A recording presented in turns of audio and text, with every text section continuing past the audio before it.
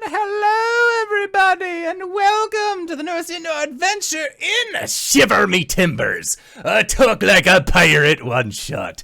Today is September 19th, 2022, and ye are loved. That is a very important message that we like to remind each and every single one of our viewers and listeners at the beginning of each and every single one of these games. If this is your first time joining us, you can go to youtube.com/indooradventures to check up on all of the VODs of each of the games that we have played up until this point, or you can go towards where anywhere audiocasts are being made available for free. You can find us there under the same moniker. And speaking of things being made available for free, we have a Patreon set up at patreon.com/indooradventures where we have our free, again, no money involved, after show called Nights in the Courtyard, where we answer questions not only from the community, but also from each other. So if you have any questions for myself or any of these other fine folk, feel free to join us again at that Patreon, or you can join us on Discord. The link can be found in the Twitch chat to the side. But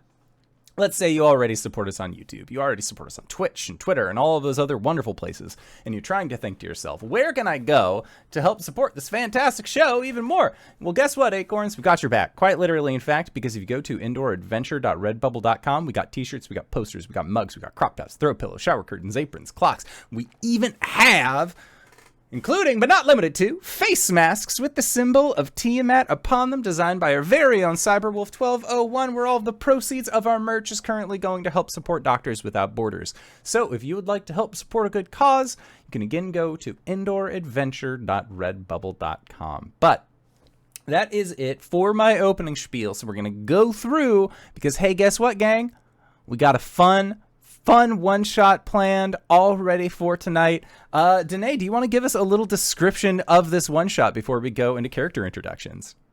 Welcome aboard, ye lubbers. This be a talk like a pirate one-shot. So enthusiastic. That's the kind of pirate that I want to be, though. Oh, we're so into the energy that we've brought into the room today.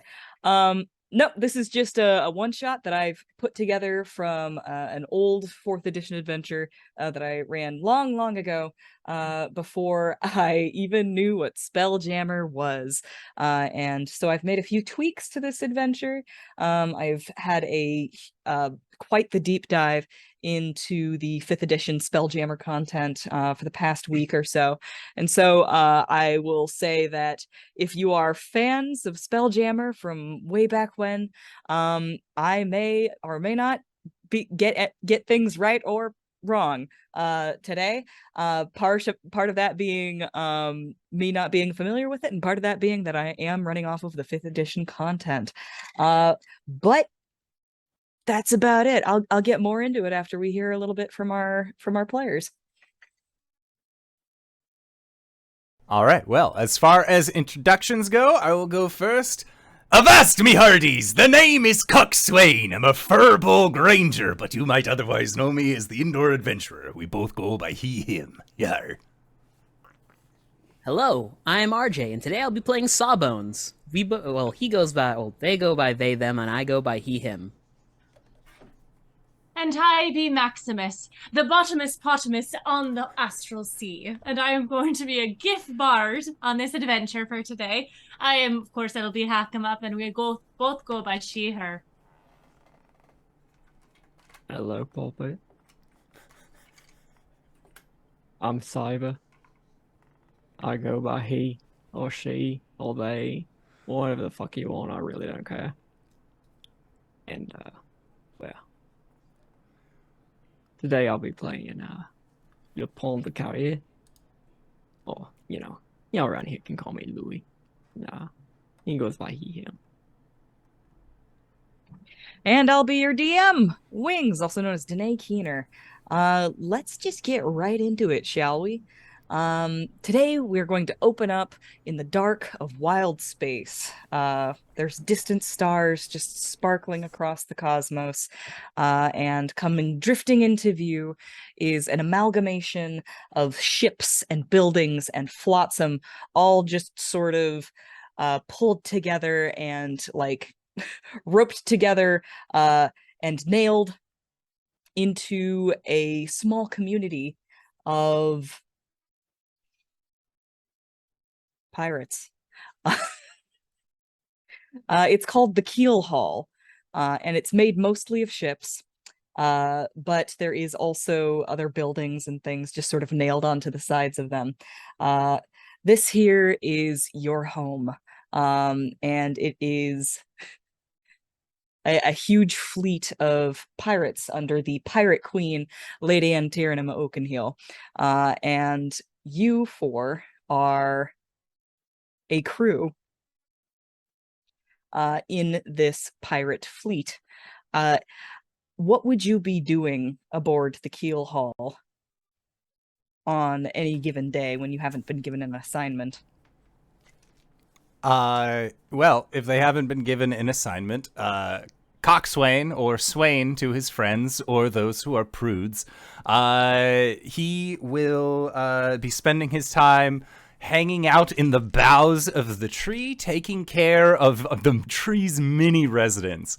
Coxswain is a swarm ranger, and he keeps a collection of bioluminescent clicking beetles that kind of run through the ship itself and are actually the means that he uses to help repair the ship, is through his mini beetles.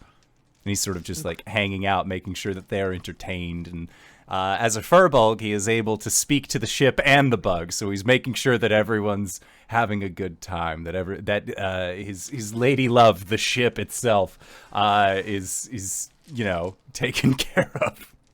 Now, I have a question, and I feel like I Yar. haven't sufficiently absorbed the answer because I know I've asked it before.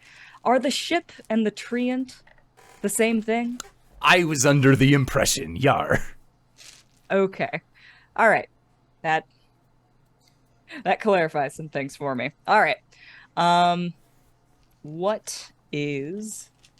I'll just go in order of the layout. What is Sawbones up to?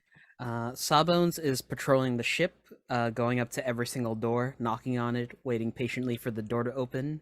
When it opens, he asks the crew, "Do you need medical assistance? No? Have a nice day." Walks away. Next door, "Dook, dook, dook. Do you require medical assistance? No? Have a nice day." Dook, dook, dook. Now, I imagine that this is pretty constant. Yes. Oh no. They do a single round on the ship, and then they go to their office. All right. Well, what is Maximus up to, the captain of our ship? Okay, so Maximus is, of course, a gift, so a very large hippo lady. She's wearing a very typical pirate gear, the poofy shirt. She's got a corset on that is at least 3 meters in diameter. She's a bigger lady, but boy does she wear it well. Her pants show off what she's got. And you kind of see her on the railing of the deck with her foot up on a box, with her hand sort of on her head, or holding the mast, and she is flirting with one of the crewmates very aggressively. Okay. Your Well, advances are noted. Do you require medical assistance? Why don't you come back to my room and we can look and see what's under that chassis? You are not qualified for my maintenance, but I thank you for the offer. Goodbye, Captain. Oh, but I was looking for my maintenance. It's fine. No, next I'm time. also equipped for that too. Oh, are you now? Walk, walk, walk, walk, walk. did you describe what Sawbones looks like, or? Oh, I did not get a chance to. Sawbones is a Warforged, but instead of the typical Warforged mannequin aesthetic, it looks like a old school heavy computer monitor is situated on his head, and you can see a holographic smiley face on it. Beautiful. All right, and And then when he gets angry, he pulls out a marker and just. All right, what is our dear chef Lupin de Gallier up to? So you hear from wherever a kitchen would be on the ship. I assume it's in the back somewhere. We've got a map. We could probably find out. Somebody scour the map for a kitchen. Swain, get your ass over here right now. I feel like Swain just like pokes head in. How many times I told you to keep your fucking bugs out of this here kitchen? It's not like Unless they're you- look. Unless you want them to end up in a boudin. It's extra protein, but I think they'd feel a little remorse. Boy, you gonna give everybody around here the fall. I don't speak your language, sir. I don't know what that means. But I'm sorry. As a fellow chef, I understand cleanliness in the kitchen is tantamount. But it's not like we're running like a 5-star here. There's room for, like maybe a cat hops onto the desk or some bugs crawl through the boards. If you don't want to end up like the last cook, you gonna keep your bugs out my kitchen. Understood, chef. Yes, chef. Thank you And kindly. Swain, who, as a furbolg, just like big locks of hair, thick beard that you see actually has like hemp woven into it as well. He just sort of like very bashfully exits the kitchen, and as he does, he puts 2 fingers up to his mouth and just whistles. And you just hear like skittering sounds inside the walls of the ship that are leaving the general kitchen area coming towards him. And Louis is a human. He's got short dark hair. He's got a little like trim little beard goatee thing around his chin. And he's got like a tighter kinds of like button down shirt, like typical like sailor pirate stuff. But he's got this like leather over armor that just like around the shoulders and stuff, it looks like there's like some studding of like bones and stuff, and like around one of his shoulders it's like a deer antler like curling around his shoulder. And he's got like tattoos going like up around his arms, sort of like claw marks. And he's got 2 tomahawks at his side. Nice. And he's just in front of a whole bunch of very steaming dishes right now that's full of rice and a whole bunch of like pork and stuff. And once the luminescent beetles are taken out of the kitchen, he's reaching around his belt and he's pulling out this like from this spice pouch, just this red pepper and salt and herb mix, and just sprinkling all over these what are going to be cracklings. Oh, I'm getting hungry now. All right, so y'all are aboard the Tarnished Magnolia, I believe you decided to call it. Yeah, the Tarnished aye. Magnolia, being a living ship, has, in lieu of a set of sails, there is a treant whose roots are inextricably bound to the ship, and up on the time for boat words. There's no label here on the map. Me Look, every Sunday. Okay, so the Fine. butt of the boat is called the aft castle.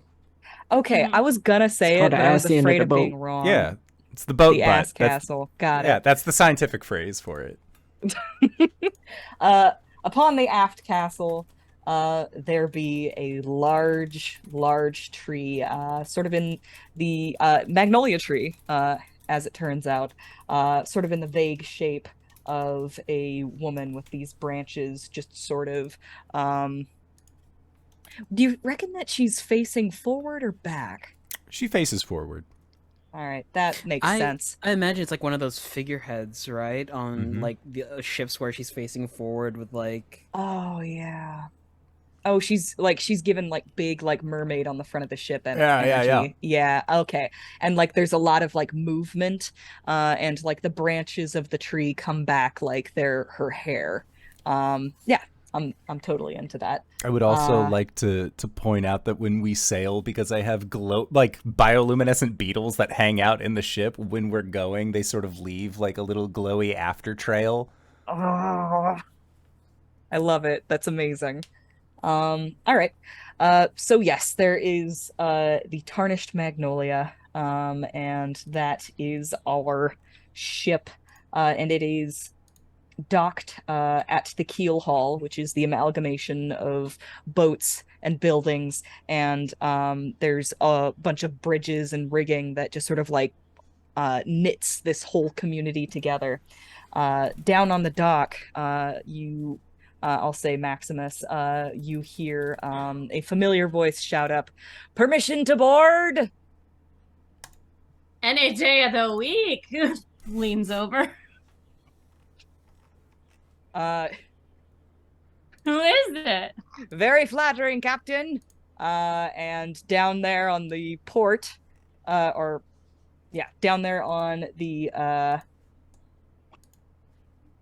I gotta say, I didn't get a lot of sleep last night. Dock? Words are failing me. Yeah, down on the dock is a older looking goblin, who is actually the second in command to the Pirate Queen. And he is just sort of adjusting his spectacles. He's holding a clipboard. And he says, "Can you weigh the gangplank?" What's his name? His name is Squab. Okay. Of course, Squab. One moment. Sawbones! Aye, Captain. Would you waylay the gangplank, please? Aye, Captain. Walk, walk, walk, walk. All right. Squab is going to sort of skitter up onto the Tarnished Magnolia, and say, "Evening, Captain Maximus. As it Squab, turns you're out, looking very lovely this evening. oh, I'm sure you are too, miss. But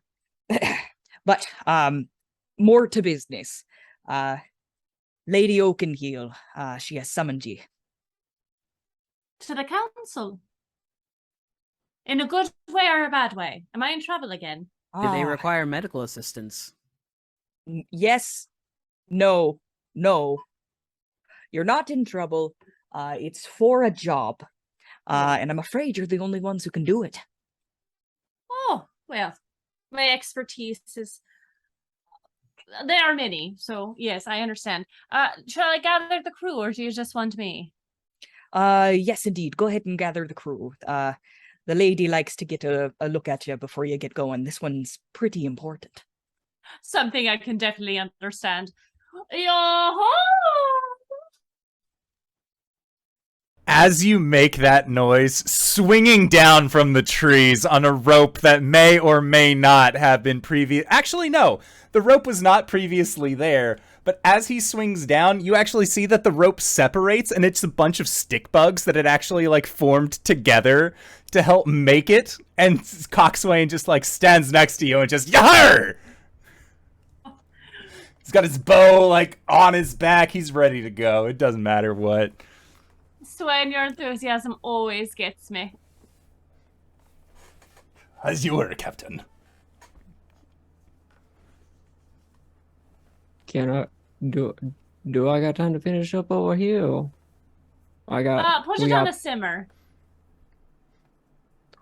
All right, but I'm packing some snack hole. Road snacks. Oh, right. If I could get just a fresh clove of ginger, that's all I need.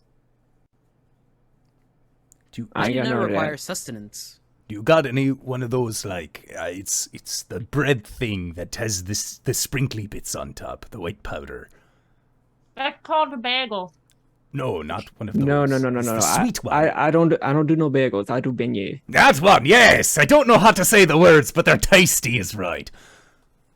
I bring 4 beignets. Oh, and Swain is just, like, excited. I'm sure I'll find something to feed you, Sawbones. Thank you. Oh, Coxswain! Turns to look to whoever's talking to him. Is the ship? Yep. Yay! You won't be long, will you? Won't you? Oh, God. Of course not, my darling! My lovely, lovely vessel! And he goes over and he's just, like, kissing the fucking ship. He gives her a big, long, splintery smooch and then returns. Sawbones is already pulling out a pair of, like, tweezers and, like, hold still, please. I don't need him, the bug's got it, boy! Like, just little beetles, like... tick, tick. As he It's says, like the birds that Yeah, go into the alligator mouth. Mm-hmm. Oh yeah, no, Coxswain, like, the more you look at him and the longer that you guys have adventured with him, the clothes that he wears are rather dingy and the beard and the hair are all wild, but it's like when they examined Bob Marley's dreads after he died and they found like 20 different species of beetles like living in his hair, that is Coxswain. not a boy. Click. Nasty. The dreads thing. Oh yeah. Swain's got him. I'll hold me down until you get back. Well, I'll hold you down. Wait, I'm sorry, what? That's my wife. Oh, sorry. Apologies. Let's go. Lead the troop. Squab will lead you down the gangplank and through the chaotic menagerie that is the keel hall until he brings you and you as you are moving through this place is basically just ships and taverns all just like nailed together. He leads you on a twisting path up some rigging and to Lady Antierenum's ship, which is all but like permanently affixed here. When this ship gets going, it actually just drags the rest of the keel haul behind it.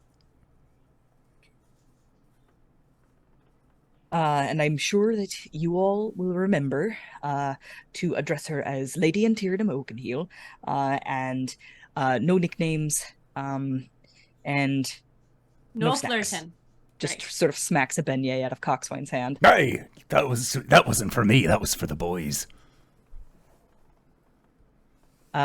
Regardless, you should all be on your best behavior. Lady Antierenum Oakenheel? Yes, Is that the name? Lady Antierenum Oakenheel. Antierenum, okay.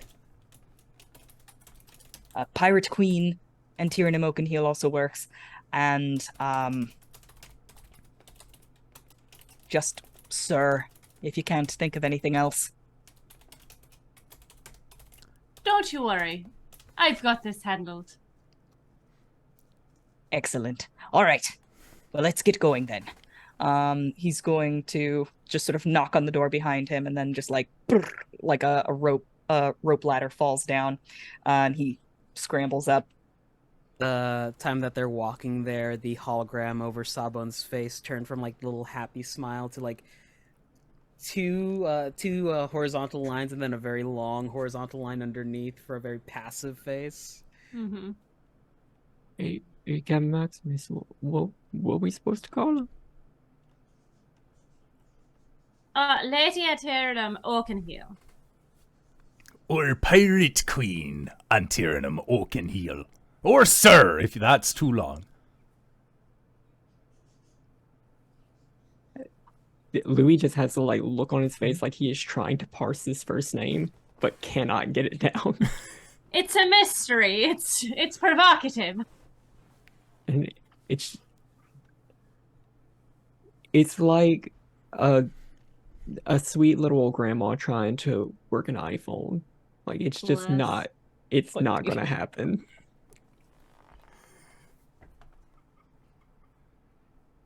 All right, we enter. All right, one by one, you guys climb up the rope ladder and find yourselves in a absolutely gorgeous captain's quarters. In the center of the room is an apparatus of the wild space that you're currently in, with the star at the center and the planets just slowly making their way around in their cosmic dance.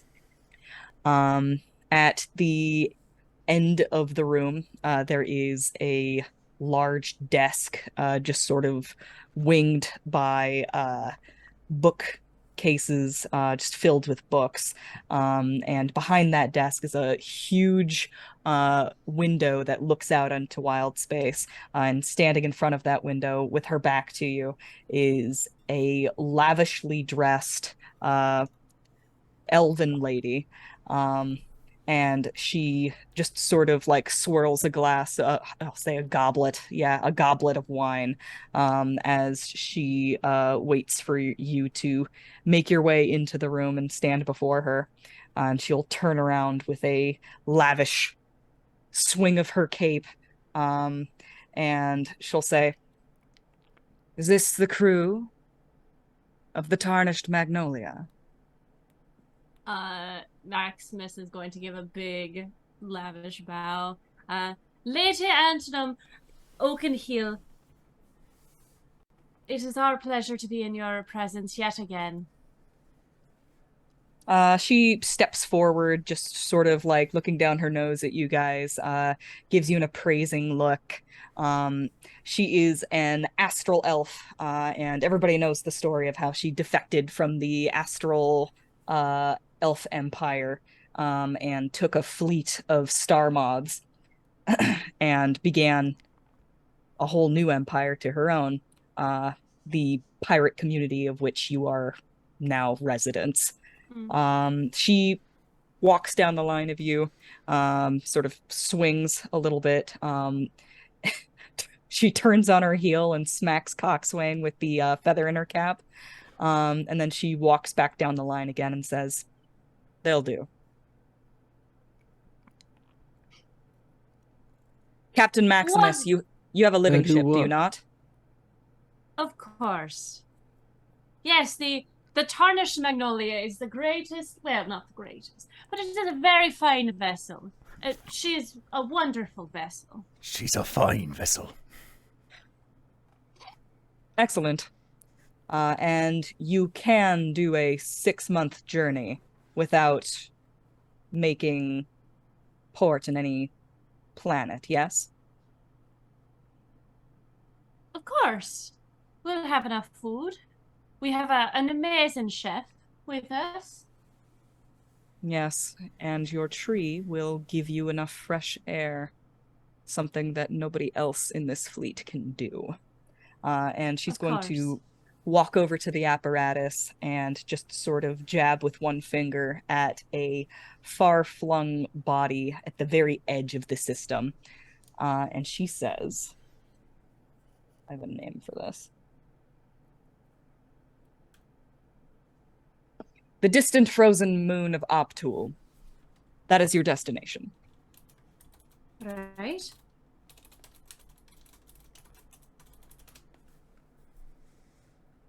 And what are we to be doing there? A delivery, a pickup? We have just concluded a lengthy negotiation for the return of a hostage to a research station on Optul. Right. You'll be taking the hostage and their cargo to this moon, collecting the ransom and returning here. And what would the ransom be? So I know we get hold of it.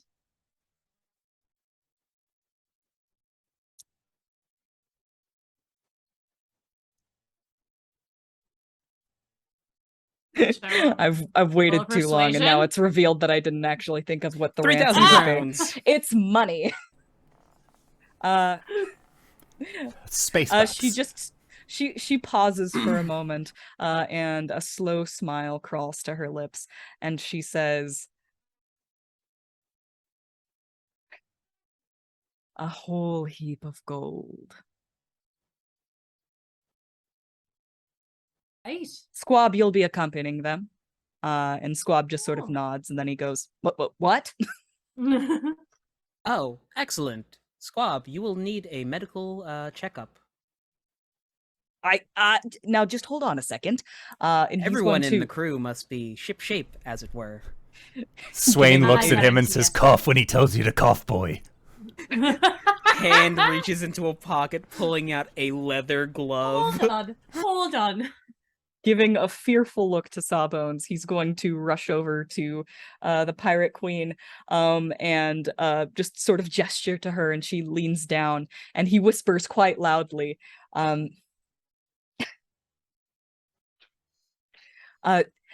"Lady Antierna Oakenheel, wouldn't this sort of mission go to the co-captains Edward and Teach?" And she says, "Yes. Well, the Mosquito 4 was a fine Shrike, but seeing as it has seen the same fate as the Mosquitoes 1 through 3, I don't think I'll be giving them another ship." Well, And he goes, that's what happens when you use mosquitoes. "Okay. I suppose I shall be taking my men with me as well." She's like, "Yes, indeed. You do have a ballista, yes, Captain Maximus?" Oh no, I've been taking care of all of my. I don't do a lot of work on the ship, so my hands don't get those sort of things. "I'm talking about a weapon, dear."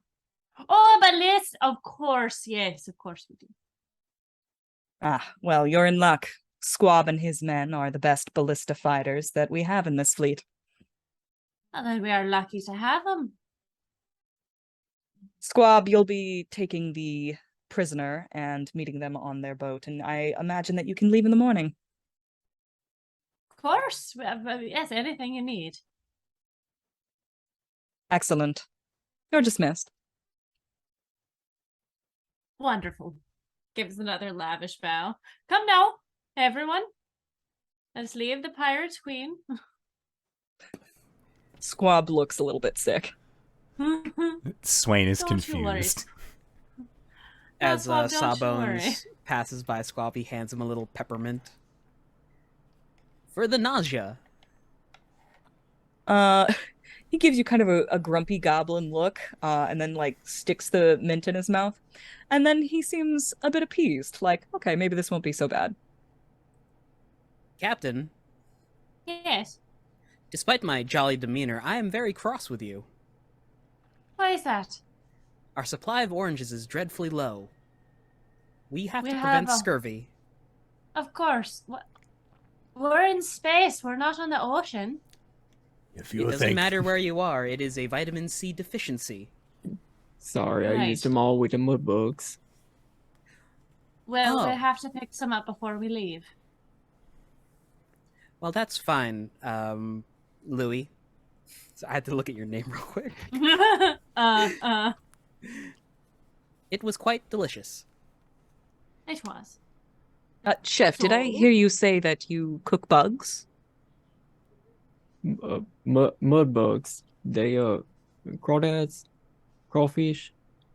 It's like lobsters or aldani, but like itty bitty bitty. it's like a scorpion from a river. Well, that sounds positively scrumptious. I imagine that, I didn't know if you were aware, but myself and my men are voracious insectivores. Turns Nice. to Coxswain. We might have a problem, you and I. All right, how about this? Before you eat any bugs, you make sure that they're not one of my kin. What I will kind of speak with my men. what kind of bugs y'all don't talk about? Oh, I see if I can make something with that. I ain't used to cooking like them with chitin and all, but I might be able to make them into a sausage. Get some sort of boudin out of it. Well, we like the squirmy ones and the red ones. Those are quite nice. The shiny ones. Oh, those are very fun. The crunchy ones. Those are delicious. He just starts listing off bugs in a very descriptive but not helpful way. You get them It's- somewhere around here? Oh, they're imported mostly. We do have some insects here on the Keelhaul, but it is fairly remote, so like we don't get much diversity. Well, you can find them. I'll cook them up, but otherwise you gonna have to stick with what we got in the kitchen. All right. Well, I do have a day. I'll see what I can do. And Squab will scramble down the rope ladder and leave you guys to provision yourselves. If we run out of food too quick, I can eat them, right? Aye. I wouldn't suggest it. You don't know where he's been. At least parts of him. He seems important to the Pirate Queen herself, so, you know. Yes, we're not going to be cooking anyone. Well, I not with ain't that saying nothing attitude. about cooking.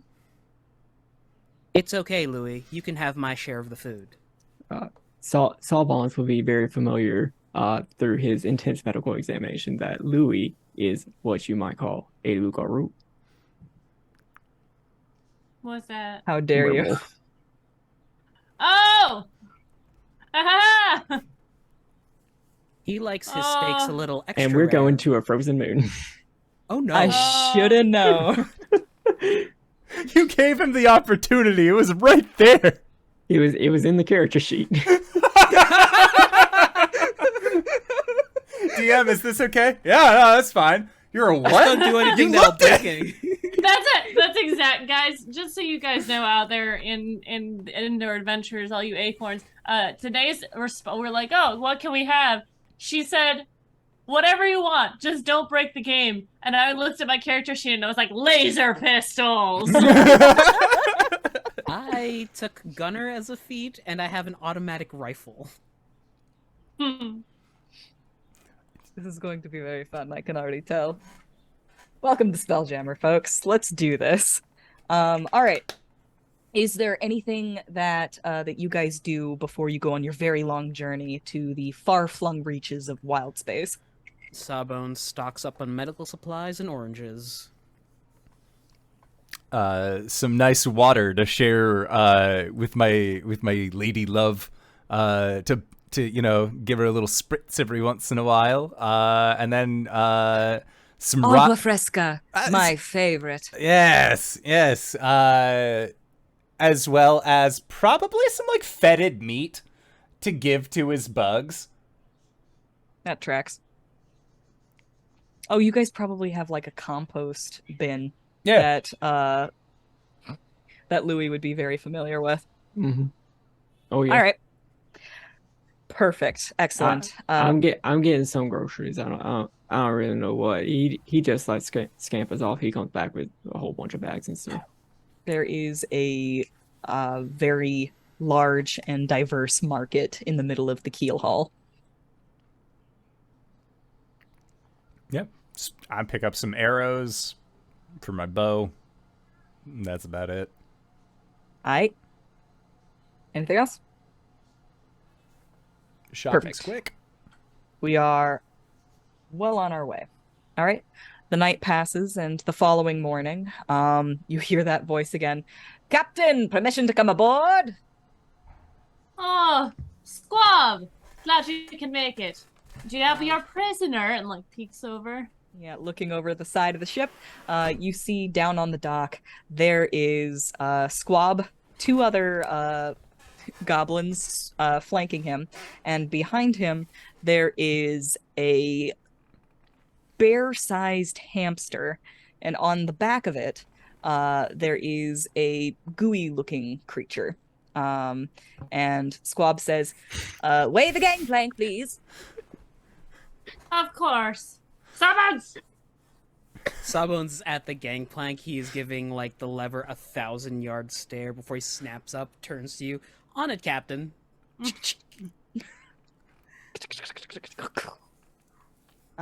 The goblins will all scurry aboard the ship. And Squab says, these are my associates, Hefty and Lefty. Welcome aboard. I'll go over Uh, rules before we take off. Aye, Captain. And who and- this? Speaking of the gooey creature on the hamster. Mm-hmm. Hello there. I am Slip. Which one was that? That is the gooey creature on the back of the hamster. Is that the prisoner or is that one of the crew? Yes, this is our prisoner. Slip. Right. Yes. And the hamster is the package. That's the package deal, or is that their guardian? This is my mount. Her name is And- Petunia. I She's love her. glorious. When Slip speaks, they are an amorphous blob, sort of stretched into the shape of a humanoid. You can see that they have various organs sort of floating around inside them. And whenever they speak, just sort of a tunnel just like opens in the surface of their body in whichever direction that they are speaking to. And this voice just sort of like vibrates within that tunnel and like comes whistling out. Mm-hmm. Right. Well, you'll be a guest on this ship, so I expect you to treat it with respect and do as you're told. Of course, Captain. I'm happy to be going home. I bet. Are you going to your home? Well, the research station is all I know. I was born there. Right. Well, don't get your go on anything that's important, alright? Of course, Captain. I'll be down in the hold with Petunia. Pat, pat. Oh, is there anything that Petunia's gonna be needing? And you, for that matter, anything special for this trip? We were sure to pack provisions for Petunia. Wonderful. Alright, well, And get you getting. they'll pat the bundle on the back of Petunia, and it's just like an enormous like hay bale. Mm-hmm. Alright. I want to make sure that I just get a very good scent of both of these. Go for it. What would that be? Investigation, perception. I think perception is what it would like for a shifter. That's what it would. Yeah, do a Natural perception. 20. Hell yeah. Natural 20. All right. First roll. And it turned into a little amber scorpion. So it's my little Ah. mud dog. Beautiful. All right. Well, Petunia smells of hay, like a hamster cage, and oats. And Slip smells very citrusy.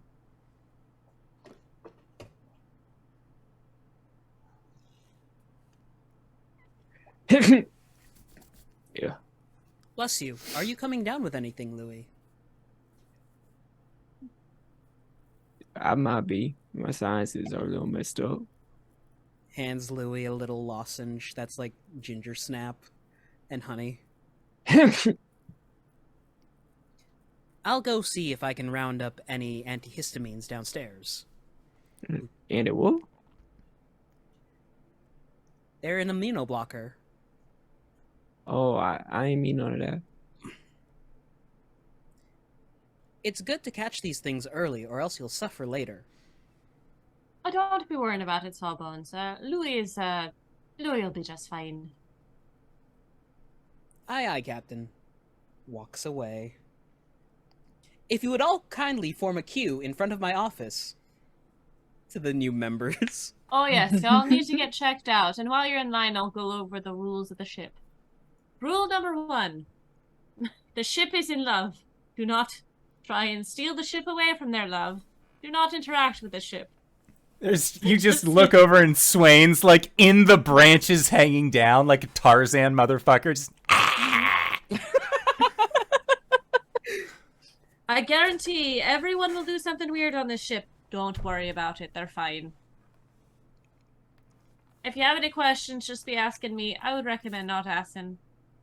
Just ask me. It'll be fine. Yes, of course. Where is the galley? It's going. You have to go down the stairs, and it's right there. You see, I brought my personal beetle breeding box, Oh. and I'd like to speak with the chef. Oh, I see. Right. Louis? The fuck you want me to do with that? he's got a fuck box he has. No. Swain, go back to your tree. Yeah, see what he has. He's like telling the tree. Yar, well, it hurts when I do this. Don't do that then. Incredible. All right. Well, the goblins will be briefed, and you'll get your plasmoid for this is what your prisoner Wait, be. these goblins that came on the ship commando? God damn you. I already knew it was coming as soon as you started speaking. The goblins will receive instruction. And your prisoner and their cargo will be stowed. And you guys will be free to leave at your leisure. After inspecting the new crewmates, Sawbones is gonna go down to the hold and check up on Slip and Petunia. Just general once-over. Sure thing. They are positioned in the lowest level of the ship, on the cargo deck. And Slip has started to make themselves comfortable. You can see that they've set up a little table and chair with a couple of books, and Petunia has a corner with some hay strewn about, and a little teddy bear. Hello, prisoner Slip. It is a pleasure to meet you. I am Sawbones, designation 1-R0H. I am the, no pun intended, resident Sawbones here. I see. I As have you- no bones. It is a colloquial term. I am a doctor. I see. My parents were doctors. But not in the medical sense. They did have doctorates, though. Ah, they are learned folk. That is nice to know. New members on the ship require a checkup. If you would I allow me see. to. I shall present my organs.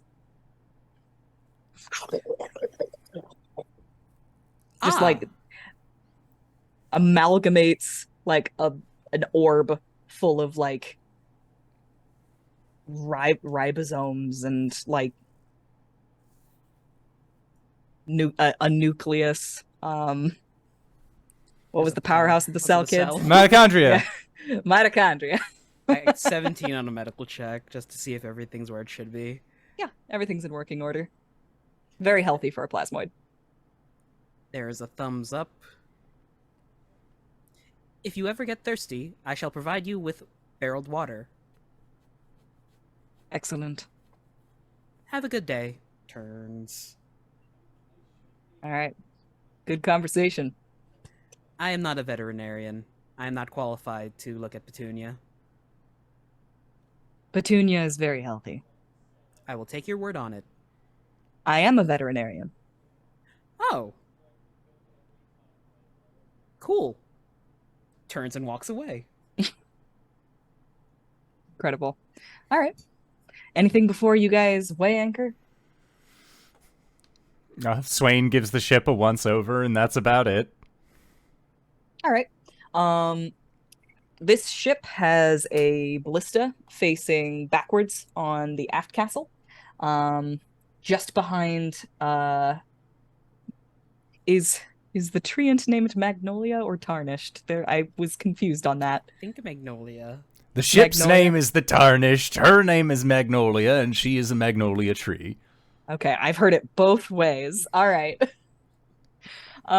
Magnolia has a number of ammunition set down within reaching distance, so she also counts as a siege weapon.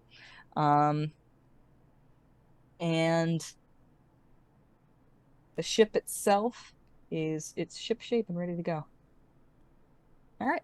Sounds like you guys are ready to go. Aye. All right. Took the anti-material rifle. You pull up anchor, you disconnect from the dock, and the Tarnished Magnolia. Oh, who's the Spelljammer? The captain, Maximus. Hello. Right. All right. Well, every spelljamming helm has a unique look about it. Would you like to describe what your spelljamming helm looks like? Absolutely.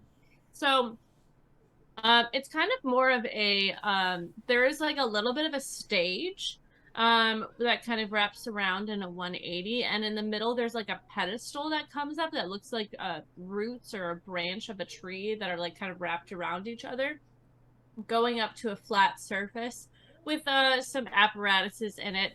And as the captain, as Maximus moves up to it, you see them place a large brimmed hat on her head, and she's like kind of brings the brim down and like does a pose as the engines start up. Incredible. All right. There She's are gonna a dance couple. this ship into space. That's fucking fantastic. The ship itself actually has like these wing-shaped sails on either side of it. So as you like make that pose, those wings will just like raise up and then like come back down, and off you go into wild space. All right. If anyone is unfamiliar with how spell jamming works, you have a spell jammer attuned to the helm, and this controls the entire ship. Whenever there is an object in wild space, it has an air envelope surrounding it. This ship has an air envelope going out to, I believe, 180 feet. And there is like, it doesn't work like actual gravity. There is a gravity plane that goes like it's just flat where the water would be on a regular ship, and it like goes out from there to the edge of the air envelope. If one were to fall off of the ship into the gravity plane, they would simply bounce back up and be like in an endless loop of going back and forth, of trying to like find equilibrium, of falling back and forth to the gravity plane until they eventually stopped. Yeah, if we come across any other special rulings regarding wild space and spell jamming, then I guess we'll get to it when we get to it.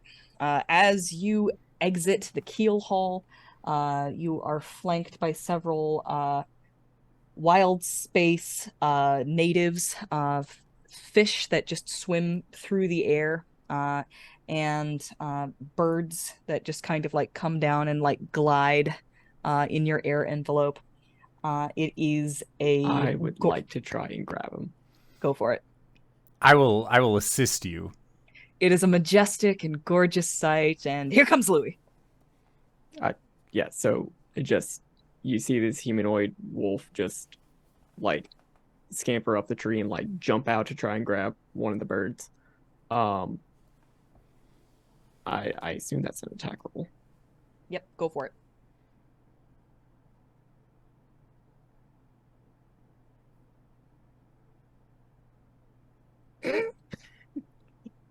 Natural one. Oh, buddy. I did say I was assisting / lending aid. Would he get advantage because of this? Yeah. If he's being helped, he gets advantage. It's gotta be better than 1, right? Not if it's funny. I don't have bountiful luck. That's 27, and he's definitely gonna miss it. But those tattoos around his forearms, they sort of scamper up the rest of his arm and just like sort of leech out longer tendrils to try and rip it out of the air. So you just sort of like flail at it a little bit, and then as you're falling back to the deck of the ship, that tattoo like goes out and just snatches it out of the air in a flurry of feathers. You pull out of the sky a space mollymawk. Oh no. Which essentially looks like an albatross with like Oh, these no. hooks on the end of its wings. Uh, And He just eats it right there. And it's got an extra set of eyes. He just scarfs down right there. Are you gonna finish that? What? It looks like you already have. I'll get the next one. Okay. Right, everyone keep your hands in the ship, for God's sake.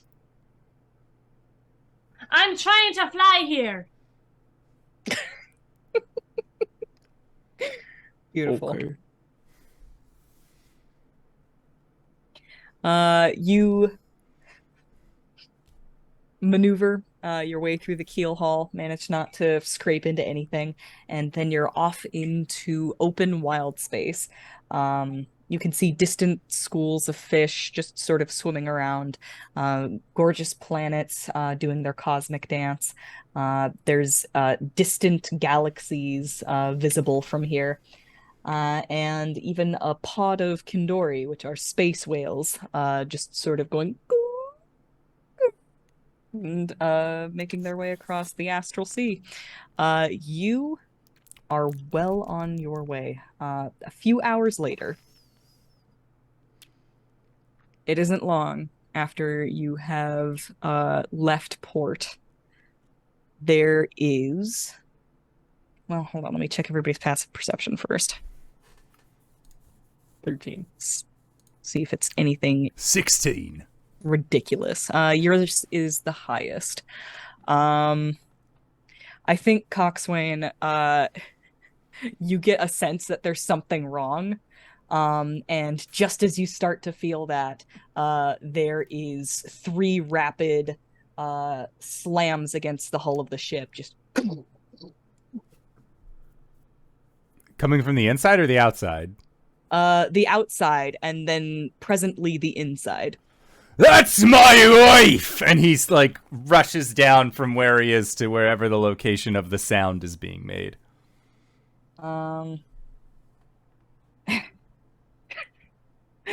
Magnolia looks rather uncomfortable, and she says, "Oh, they're on the crew deck."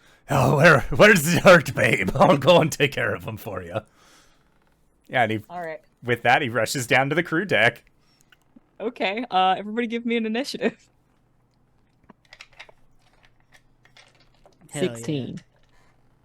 18. Dirty 20. That wasn't in the box, so let's try that again. I see. That would be a 16. All right, hold on. I'm gonna go through everybody again. Coxswain at 16. 16, yar. Louis is 16. Also 16. All right, I've got a tiebreaker already, so you're fine. Yar's name is Maximus. What was your roll? 20. 20. Look, I made and the character sheet when I was drunk, okay? That's a-okay. I put Pirate Yar. I'm not sorry. You sure did. And I was all like, that's, that could be a name. Sawbones. 18. 18. All right. Very good rolls all around. Let me just go ahead and sort this. A while ago, they moved the sort button. And there we go. Now it's I've in the never view recovered. other options. Feels icky. I don't like it. Me too. Reject It's like, change. I was like, excuse me, I'm using that.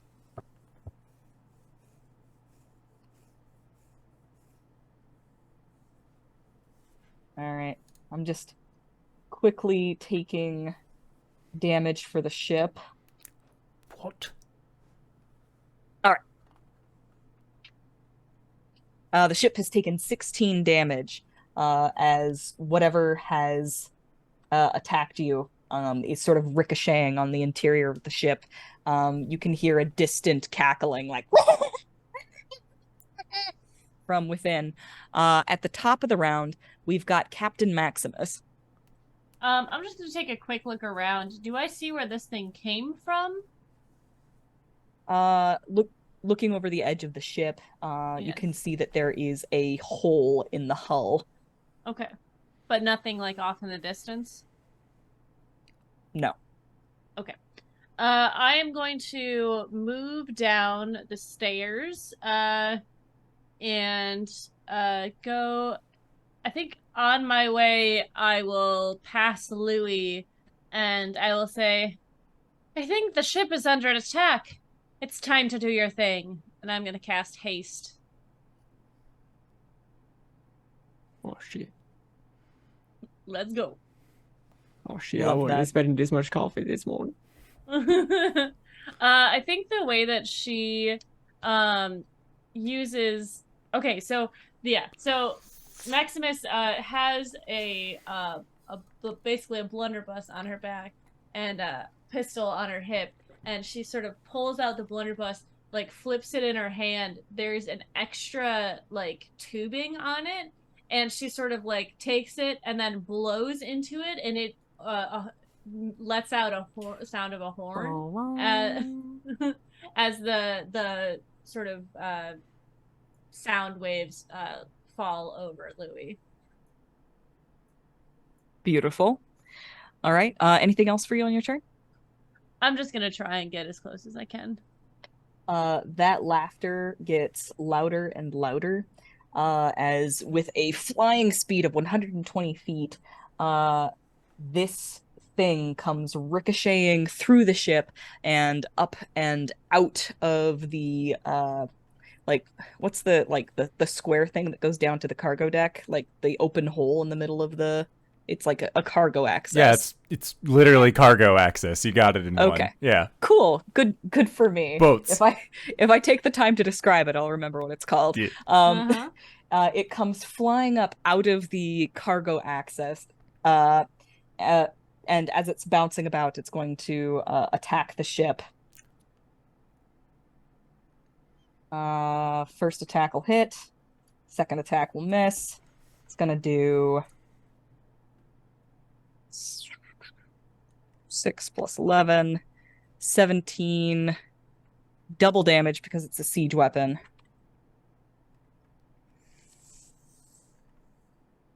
All right, it's gonna do a bunch of fucking damage to your ship and then come rocketing out of the cargo access. Mr. Squab, standing on the deck of the ship, shouts, "Murder Comet, to arms!" and goes sprinting over to the ballista. Excuse me. I appreciate your enthusiasm, but I'll be giving the orders here. To arms! Okay. Sawbones, it is you. Cool beans. This is gonna be fun. Sawbones comes out from like the bottom deck access and stands there looking around. Can he spot the enemy? Yes, just sort of circling the ship, you can see that there is at least one murder comet. Essentially a ball of light with a big long tail to it, and a nasty sort of goblinoid face with flaming eyes, just cackling as it circles you. Enemy spotted. Switching to Armistice mode. He pulls out from his back essentially a Gatling gun and points it up at the murder comet and just starts unloading.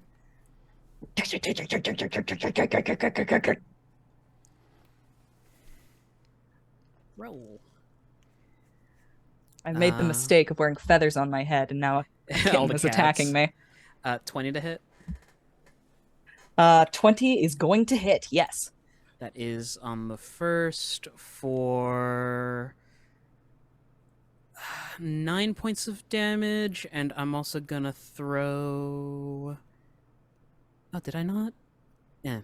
Second attack. What kind of damage? Piercing. All right, Magical go for it. Piercing. I'm going to move this hat somewhere safe. 17. 17 will not hit. Oh no. That's not right at all. Sorry, I just noticed something on my sheet that's wrong. I don't have all my maneuvers. There we go. Fuck it. Action surge.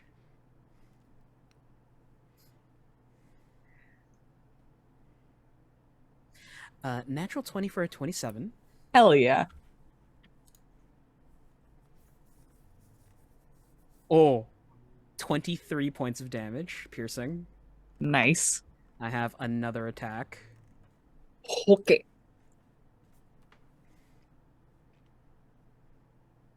21 a hit. 21 hits. For 19. I maxed out there. Incredible. You have bloodied this comet in the first round. There's just steam hissing off of the Gatling gun as essentially Sawbones pulls it to the side, unhooks the box magazine, and then just clips another under it. Okay. Coxswain, you had jumped down into the crew deck, and you can see that there is a second murder comet just sort of spinning and getting its bearings. It rolled very low in initiative. Excellent. Okay, so Coxswain is going to pull out his bow, and when he does, he is going to use a bonus action to call for his children to assist him.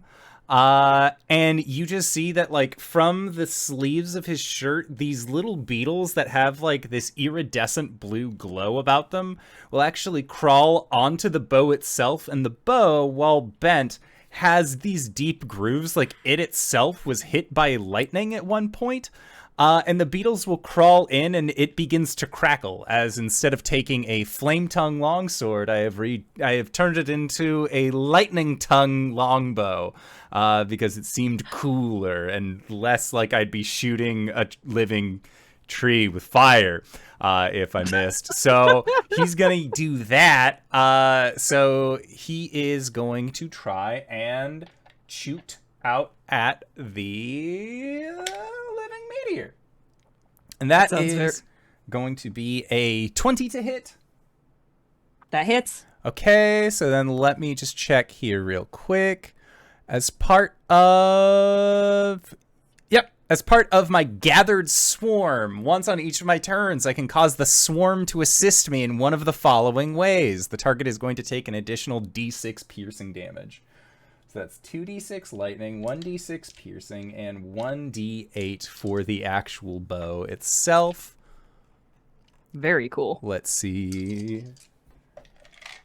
Sorry, dice, but I actually need this for rolling dice and not just hoarding them. Oh my god. Okay, so it is going to be for 12 points of lightning damage, and then for 8 points of piercing damage on top of that. Nice. Okay, second attack.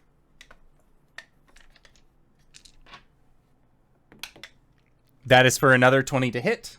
Nice, that'll hit. Okay, and then that is going to be for 11 points of piercing damage and 4 points of lightning. Perfect. Anything else for you, my friend? Or actually, sorry, reduce 2 of the piercing damage because I can only do the swarm once. Nope, that's action, bonus action. So let me just check, just in case. I think Anything else would need to be a bonus action. Quick question to you, DM. Does the ship count as a creature or is it a construct? It's a structure. If I were to target the treant, that would be That is a creature, yes. Okay. Yep, that's it for me. Everything else that I would do is bonus action or action, so I've done all that I can. But yeah, he has this like 2 shots of his lightning bow into this thing. And that's it for Swain.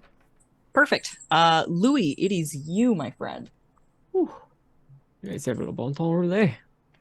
He's gonna very quickly crack his neck and do hybrid transformation. And he is running up, and right before he gets to one of the murder comments, okay,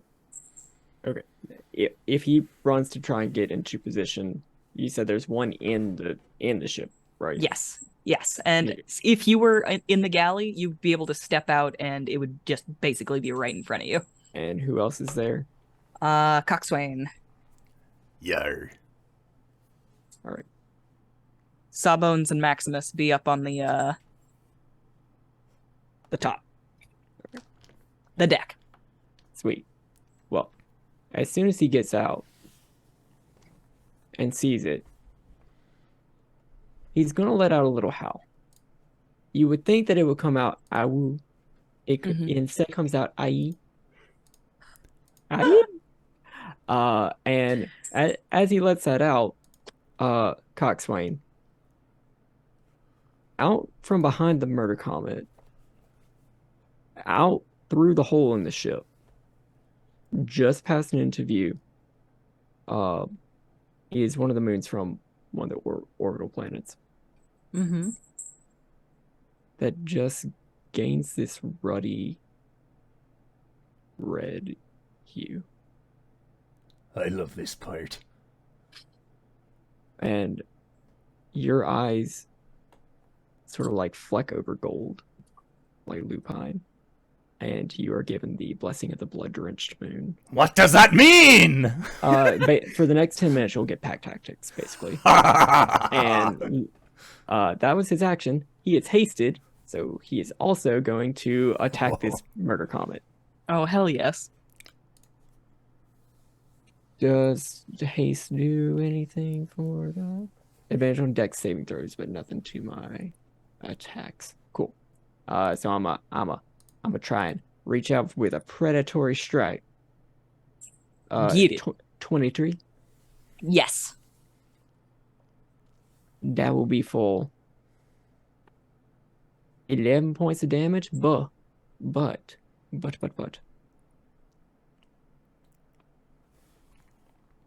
I would like to expend a charge of my hunter's coat, my armor with the deer antlers around one of my shoulders, to do an extra 1d10 necrotic damage. Nice. Did I say 1d10? Yeah, 1d10. For another tree. So 14. Alright.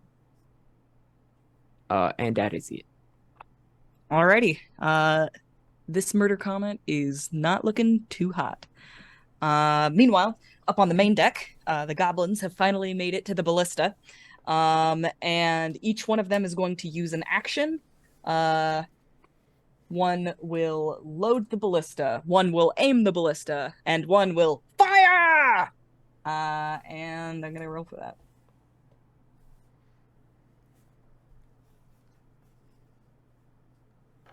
There's my ballista. An 11 is not gonna hit. Just whiffs the murder comet. Meanwhile, down in the crew deck, the murder comet is going to identify Coxswain as an enemy and is going to attack. 9's not going to hit Coxswain. It will but not. An 18 might. An 18 does. All right. Damn. So its slam will not hit, but it will spit fire. and you will take 17 fire damage. Woof. Okay. Hey, kids. Oh, I gotta go break this up. It spits fire, you say? Does it drop its mixtape? Shit, what's oh, no. It's got SoundCloud or what? It is Little the murder witching hour or comet? something. Lil Mer Comet. Hot on the All right. scene. That's it for that murder comet. At the top of the round, it is Maximus. All right, Maximus, where is it now? There are 2 of them. There's one circling the ship Oh, and one God. down in the crew deck. Well, I'm already down here. So I'm gonna continue down, and try to take this thing out, the one that's inside. And I'm gonna do that with my gun! I take out my laser pistol, and I'm going to shoot it twice. Go for it. 22 to hit on the first one Yes. with 14 radiant damage, Excellent. and then the second one is 12 to hit. All right. 12 does not hit. That I does assume? not hit. Okay. All right. And nobody else is near me, correct? No, not up on the main deck. Cool. That's my turn. All right. The murder comet is going to hang a left and come back towards the ship. It's going to try and slam into Maximus. Does a 23 hit you? That's a 23 hit. Yes. This face is practically hysterical as it comes straight towards you and ricochets off of your body, doing 4 bludgeoning damage and 3 fire damage. And as it does so, it's also going to spit fire at Sawbones. Does a 13 hit you? Sawbones. It does not. Okay. That fire is going to fly past you and bounce off of the ship. But it does not exceed its damage threshold, so doing no damage. All right. That is the murder comet. Sawbones, it is all you. Is the murder comet here still? Like next to the captain? It has a fly speed of 120 feet, so it's just kind of like coming in and like bouncing off of the deck and then flying back out into space. Okay. Well, to make things a lot better, Sawbones stashes the Gatling gun on like this pack that he's wearing, and he makes a ball with his fist, flicks it outward, and a lance telescopes out of it. He's going to use a bonus action to summon an animated shield, and he'll rush up next to Maximus, and he will essentially guard there. Ready in action to attack? No, he's going to take an opportunity attack when it comes through. It has flyby. Regardless, Sentinel trumps that. Oh, okay. Well, in that case, It also stops it cold in its tracks. that sounds amazing. All right. Coxswain, it's your turn. Yarr. So Coxswain is going to, in the most ranger way possible that he can, Hunter's Mark. So yeah, I'm gonna Hunter's Mark on this thingy that we are currently fighting. The cackling flamey skull that's not a flaming skull. The angry comet. Fuck. Murder comet. Murder comet. Thank you. Got there in the end. Got it in one. So he is going to make a set of attacks, which I believe he has advantage on because pack tactics, because Louis is there. I will read it once I find it. Okay.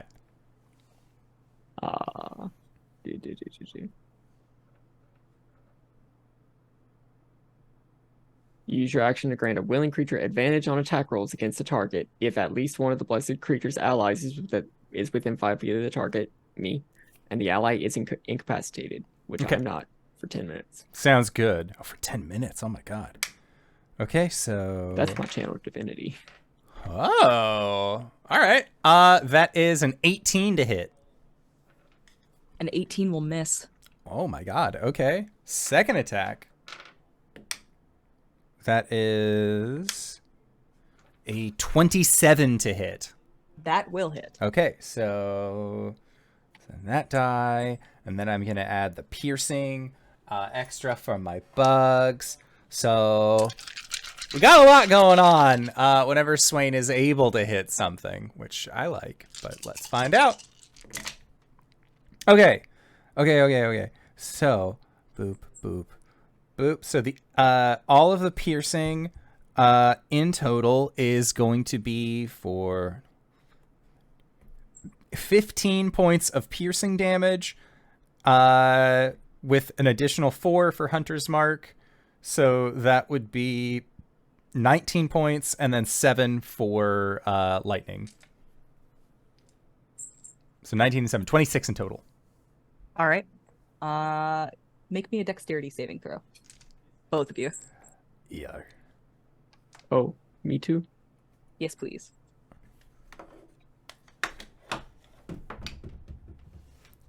Dexterity save, you say? That's a 19. 18. All right. Both of those are successes. So you're going to take half of 24 fire damage. 12.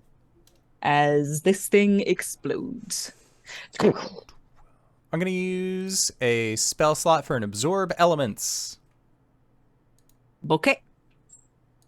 Reduce that by 6. Hell yeah.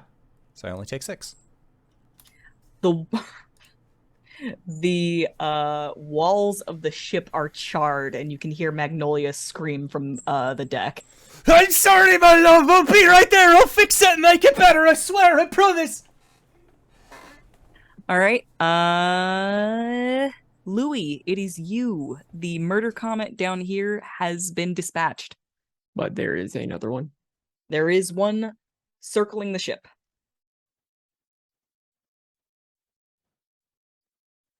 I want to either climb up onto the deck of the ship, Mm-hmm. or if it circles near the hole that near one of the holes that the other one made, Mm-hmm. I am going to try and wrestle him. Nice. I can see either one of those working out. But grabbing it through the hole is a lot more fun, isn't it?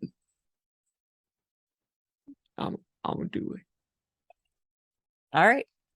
Are you basically just jumping out there and trying to grapple it? Yeah. Like, what is your move here? I'm gonna run out on all fours, Uh-huh. and when I see it passing, Uh-huh. I'll jump on it and All I'll right. grab it. Get- I will make an attack. All right. Go for it.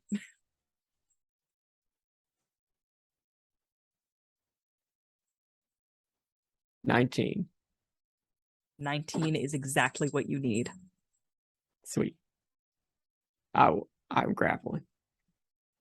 That was my action attack. All right. That Okay. was my attack. I am going to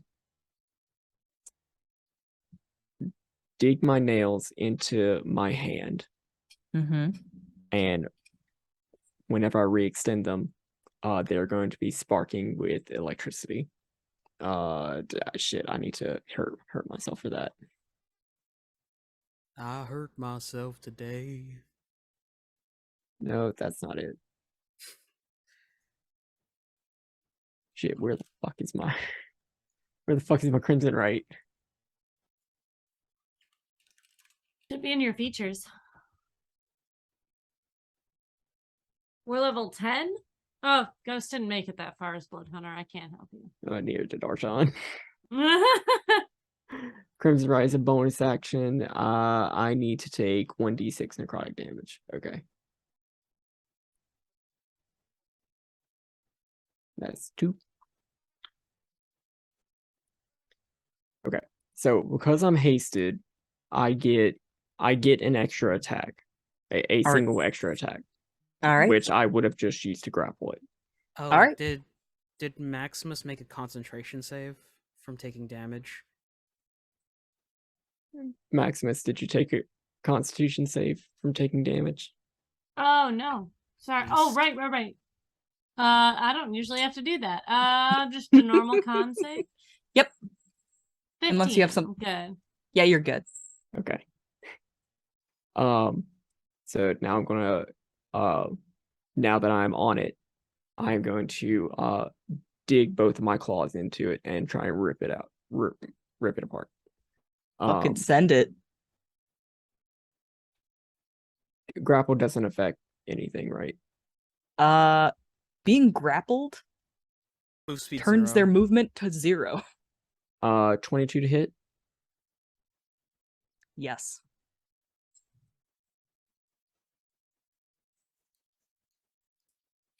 Seven points of piercing damage, 5 points of lightning damage.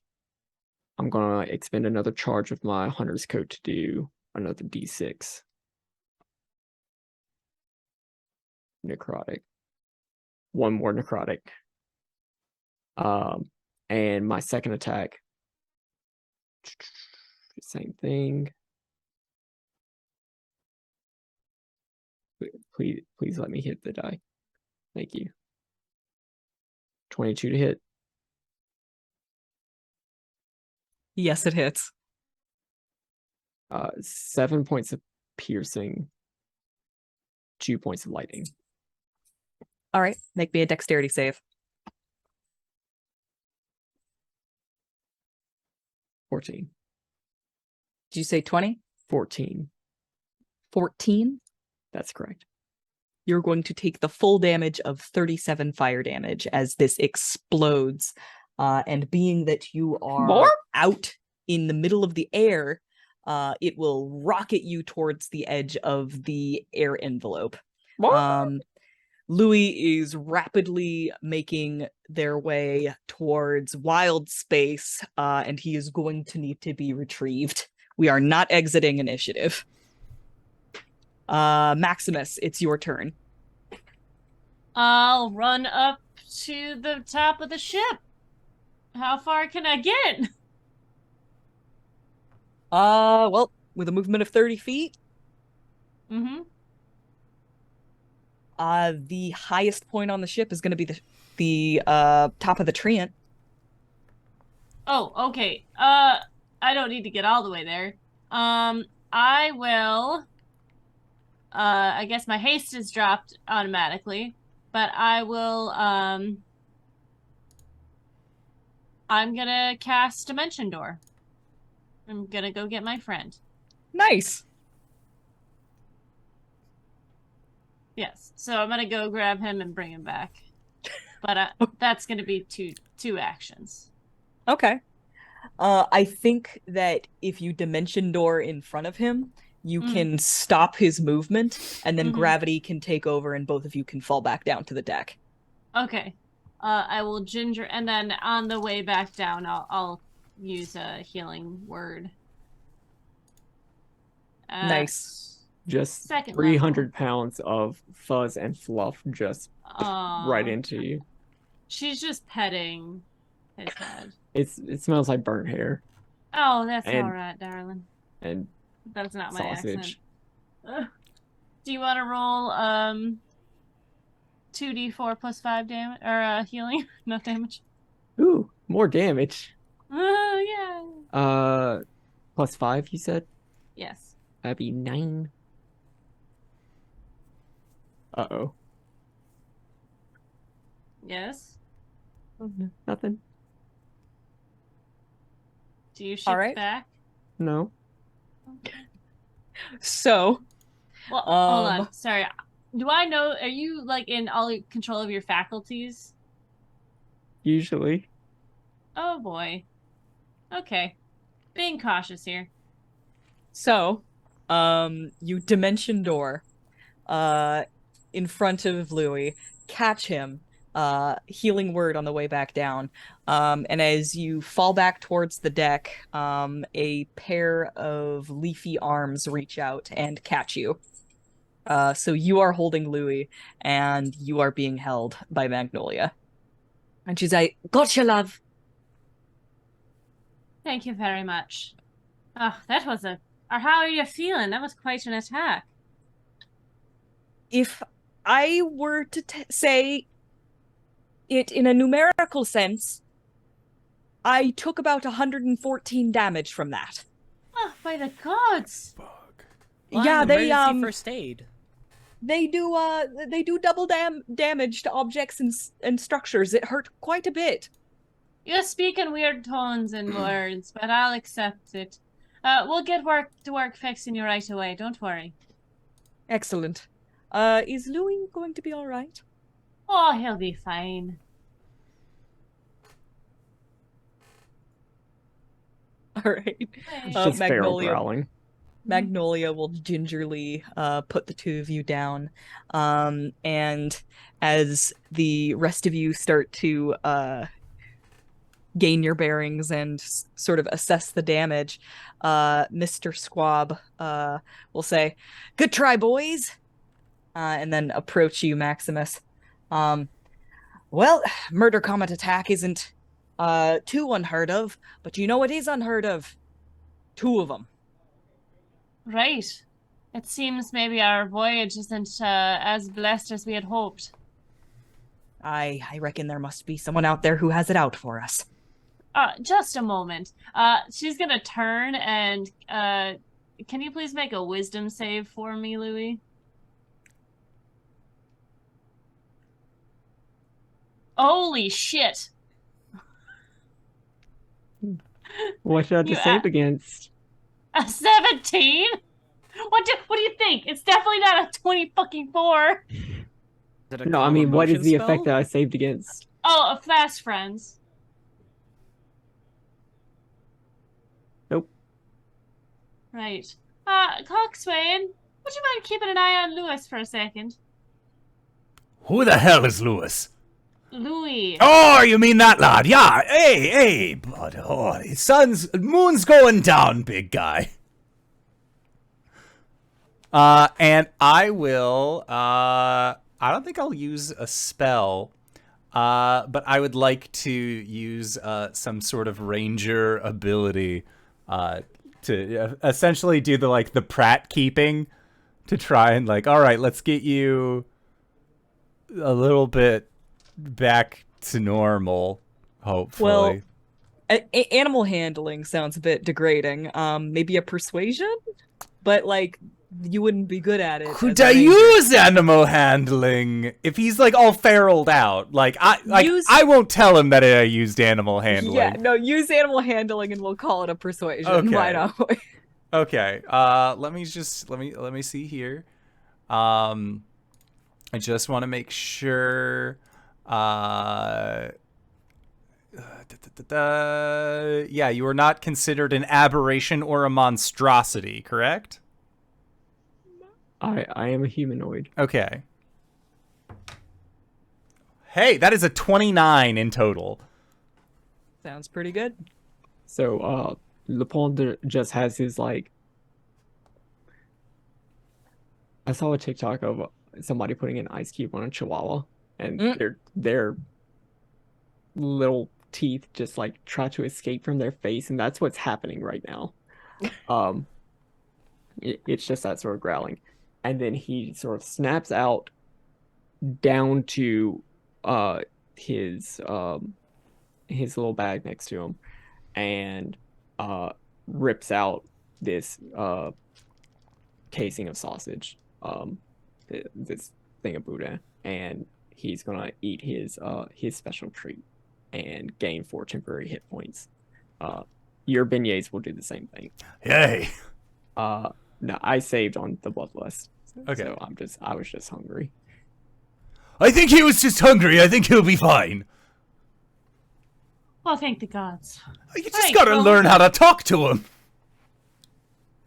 My apologies. I think with that... He's also, jittering. Because you still got the haste on him. Yeah, I mean, if you dismiss Oh, the I- haste, he'll I take a did nap. it. Yeah.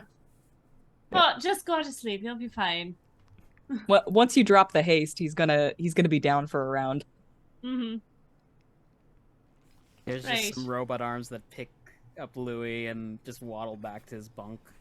All right, and with that, I think that might be a good time for us to go on break. Hell yeah. So, when we come back from our little bit of a break, we're going to only be about 5 to 10 minutes. Don't go no place unless it's to plunder, pillage, or loot over at indooradventures.redbubble.com. Enjoy picking up some swag. Stuff we all get. And we'll see you all shortly. All right, everybody. Yahar! And we're back. Hey, Simon, Hi. listen to this here, sir. I don't know what that means. Please. Boudreaux said, Thibodeau, that is a beautiful new dog you got there. Thibodeau says, thank you. I got that for my wife. Boudreaux says, man, you made a good trade, yeah.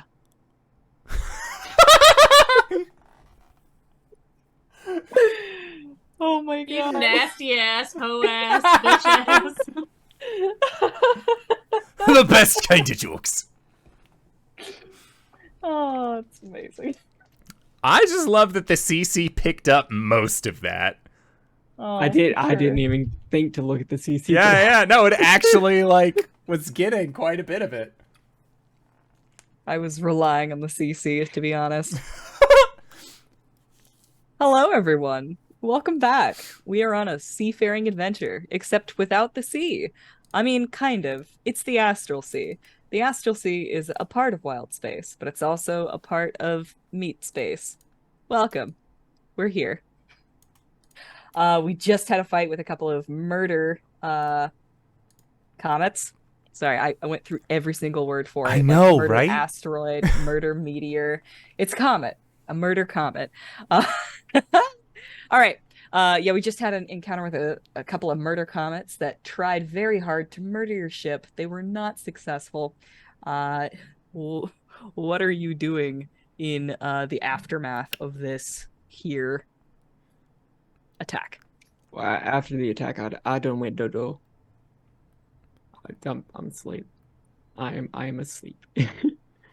That sounds about right. Yeah. Coxswain is going to be crying, apologizing to his wife that any harm befell her, and he's going to be doing some repairs. And I'll be supervising, telling people what to do.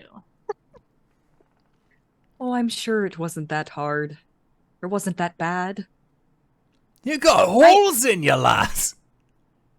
Oh, I don't mind. It's fine. Well, I mind. This is slowly turning into Maybell. We'll I was make gonna you say, presentable why are all yet. our wives just Maybell? Yeah. Oh, we can patch it up just fine. I'm sure. I'm sure it'll be great. Yeah, Coxswain is he's utilizing beetles and bugs to create like a webbing kind of thing, Mhm. like webs and all of that to really like make it so that way it's not just a gaping hole into wild space. And then later he will come back with the correct tools to fix it up. All right. I do believe that there's a mechanical Yes. for this? My feature, I'll patch it, which is that I can restore hit points to the hull of the vehicle equal to 5 times my proficiency modifier, so it gains 20 hit points with the use Nice. of the feature. Excellent. All right. There is now only 94 points of damage to the hull of the ship. Coxswain is crying. And it's like his like face is dirty, so as he's crying, it's like leaving little like trails that is just the dirt being cleaned, but then it catches in the beard. Oh, don't worry, Coxswain. I just need a mite of bit of a rest, and I'll be right as rain. Of course, love. Of course, anything you need. I got fresh water for you back when we were at the keel hall. I was going to say, speaking of rain, Speaking of rain. let's get a bit of nip of the old drinky drink. Yes, and he'll like go up and like unbottle it for her. Like, I don't want to say feed her, but watering her seems derogatory. He'll provide. Yeah. I mean, like, her drinking roots are down here. You just, like, along the... Sprinkle it on. Wash your along the feet. deck of the ship. Yeah. Yeah. Use my hair to wash the feet. Oh, beautiful. It's very... There's a lot of nutrients in there. There's a lot of sediment. It's great fertilizer. Mixing it with a little bit of compost. It's my Yara, that's just my natural musk. beautiful. I will say that a few days will pass without incident. And like there will be time for Magnolia to heal. She gets a little bit better every day. However, that hole like was cauterized and charred and doesn't seem to want to close up naturally from healing. You kind of have to put a board over it and patch it. Would I, in the same way where sometimes if a broken bone doesn't set right, that you kind of have to like you re-break it to make sure that it sets right. Would I be able to utilize termites to eat eat all of the cauterized wound? So that way, like that burny part. Yeah, I got bugs for days. It would take some time. It's something. That'll be a couple of month situation. Yeah, we got 6 months. All right.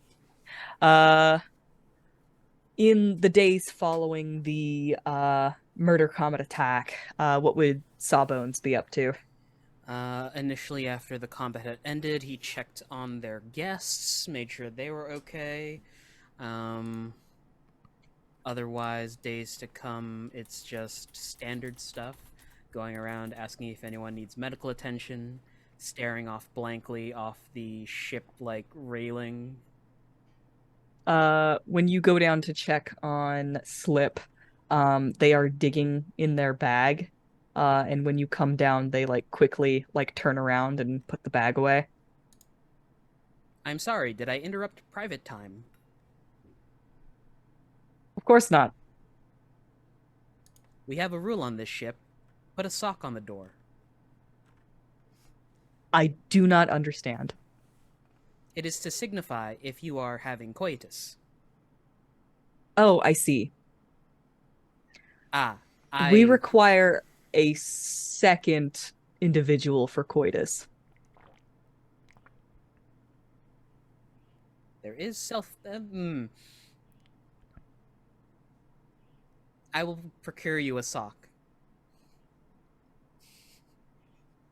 Turns and leaves.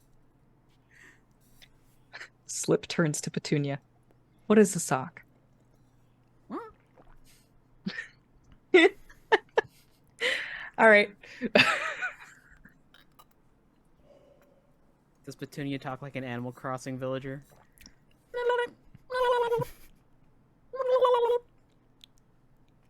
It's only in like the text bubble is only for rangers and other people who can read beast speech. Yeah. Beautiful. Adorable. I mean, like, have you ever heard like a guinea pig make like its little squeaking noise? Mm-hmm. Yeah. It's that, but Yeah. more bass on it. Yes. Oh, so like actually terrifying. Oh, it's just it's a cranky villager. Got it. Okay. Oh, yeah, I hear it. Okay. Over the next few days, what is everyone up to? Coxswain obviously trying to help Magnolia heal up. Maximus. Whenever Sorry. Lupin tries his best to make the fucking bugs into something edible. Oh, yes. I would love to see how this turns out. If you need any assistance, I can help you, boy. Get the fuck out of my kitchen. Yes, chef. Right, chef. 15. 15. Doesn't sound too bad. I think that you could. It's just they're going through the sausage maker with some onions, some parsley, some seasoning. It's getting put in a sausage casing. It's bug booty. That's it. I think that Squab, Hefty, and Lefty are impressed with the transformative effect that you have had on their ingredient, and they are big fans of the flavor that it brings to the table, but they do miss the texture. That's best y'all gonna get.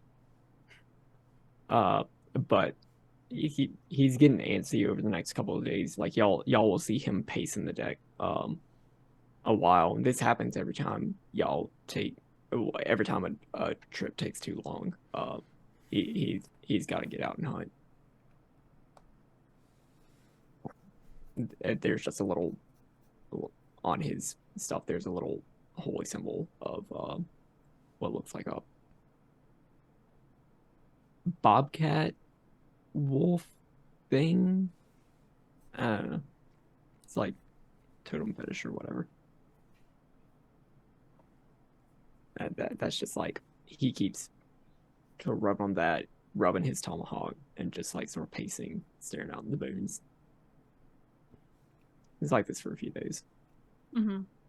I think Maximus will go and check on Louis and make sure that he's okay, especially with like the transformation and knowing that they're going to be on a ship for a long time.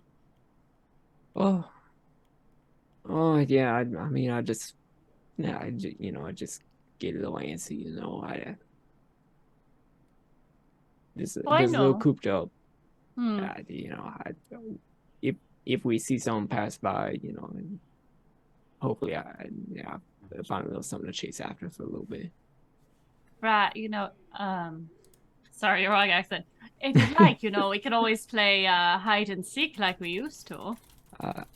I don't think we should do that no more. We got a little too into it last time. Right. What? Sorry about that. But I do appreciate y'all letting me stay on this boat for a little bit. Well, I do have a thick hide.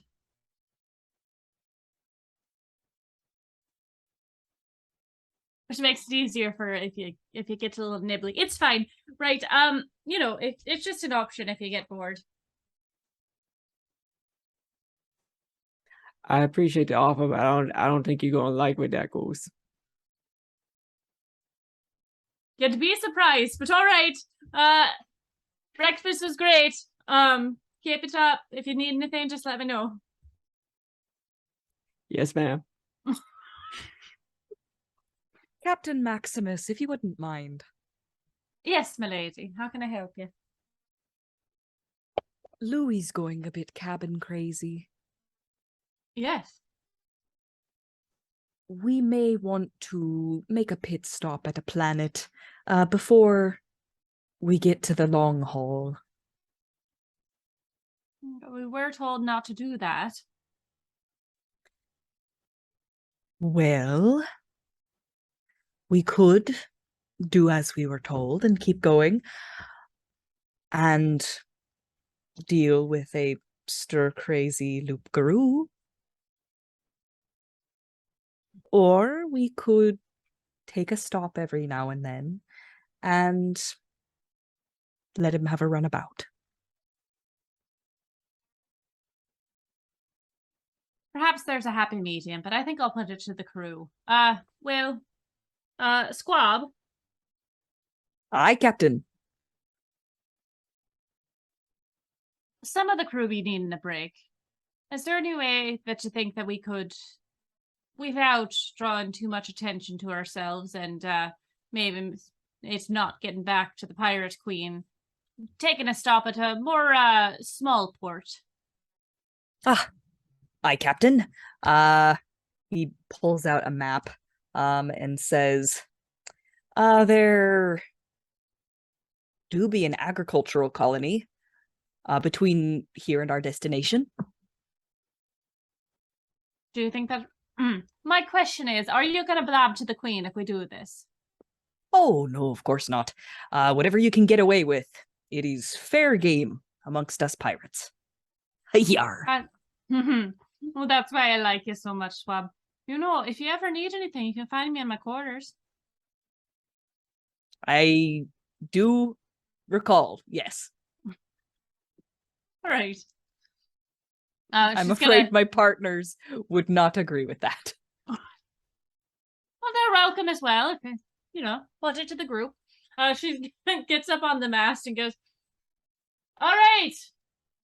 We've been at this for a while now, and I think if we're going to be at this for a lot longer, it might be good for us to take a break. So, we are going to go to a colony that is more of a farming space, so we can keep on the down low, maybe recoup some of our food, and take a runabout if you like. How does that sit with the group? Pillage, plunder, and procure. Low profile, coxswain. Oh, the lowest, ma'am.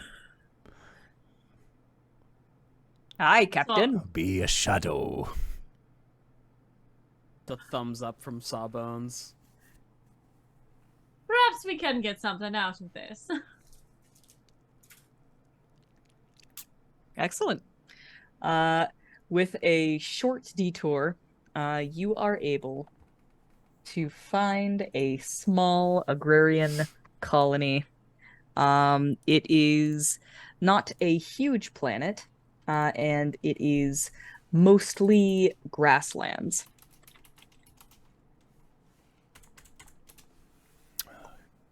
Okay. Where I come from, farm, planet. Say Is it- noodles. Is it I all was gonna say, farmland? oh shit, Are there like game animals, any sort of natural wildlife that could be gone Yeah. after without? Yeah, I'll say it's about half and half. Okay. Louis going hunting and is going to try and not have a body count this time. Do you need some assistance, Louis? As soon as you dock, he's off. Oh, shit. I'm sure he'll be back. Don't mind the blood. It's usually like never to try- his. 14. Is that I hunt? made a survival check to go hunting. That's a hunting check. All right. That's a hunting check. All right. That's not too bad. I think that you'd be able to take down some space pigs. Space boar. Space Wars. They have Space wings. holes. Look, they have Space overrun this place. They have no firearms. They couldn't withstand the power of 30 to 40 full-sized boars. Can you imagine the one planet that had to take a stand against the space emus? They lost. They They're- lost that colony. Yeah. Colony? What colony? That's the emu's turf now. Mhm.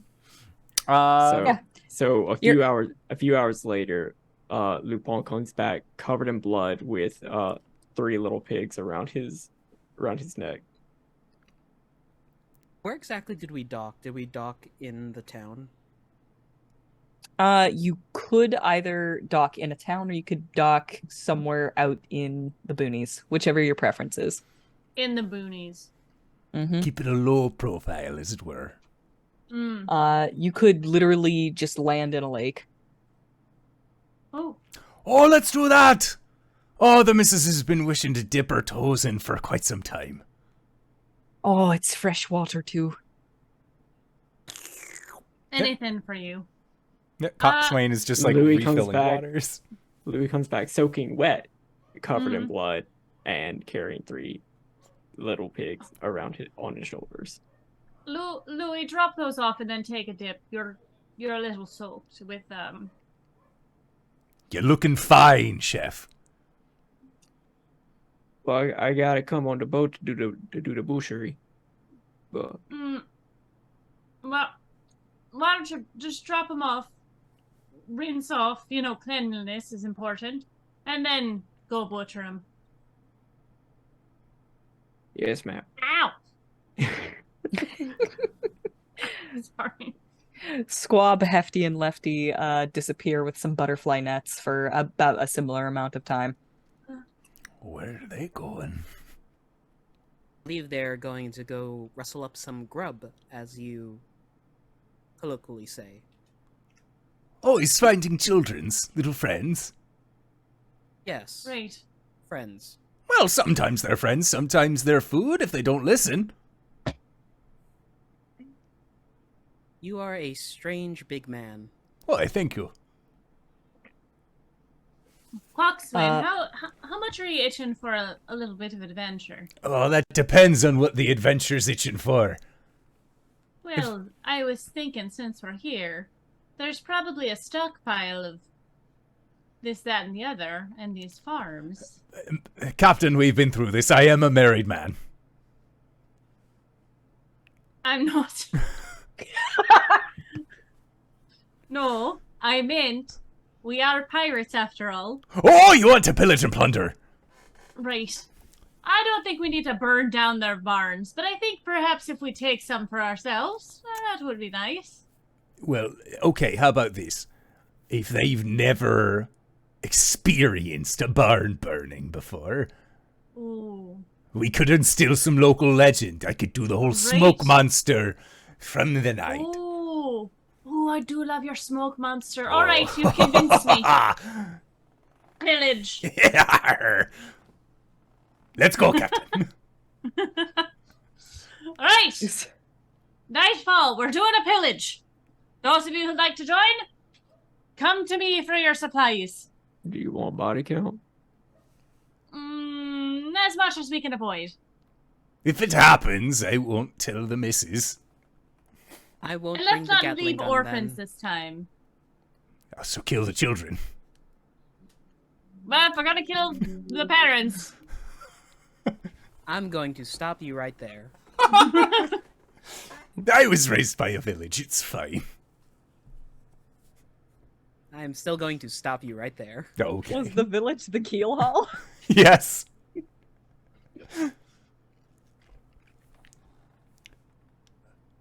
This doesn't have to take a long time in game. By the Yeah, way. no, that's fine.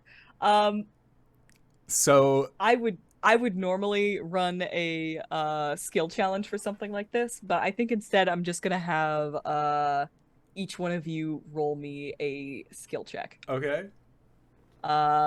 And we'll just work it like a skill challenge, but we're not gonna do multiple rounds of it. Everybody gets one check. All right. So this is So what. like your goal is pillage and plunder. Mm-hmm.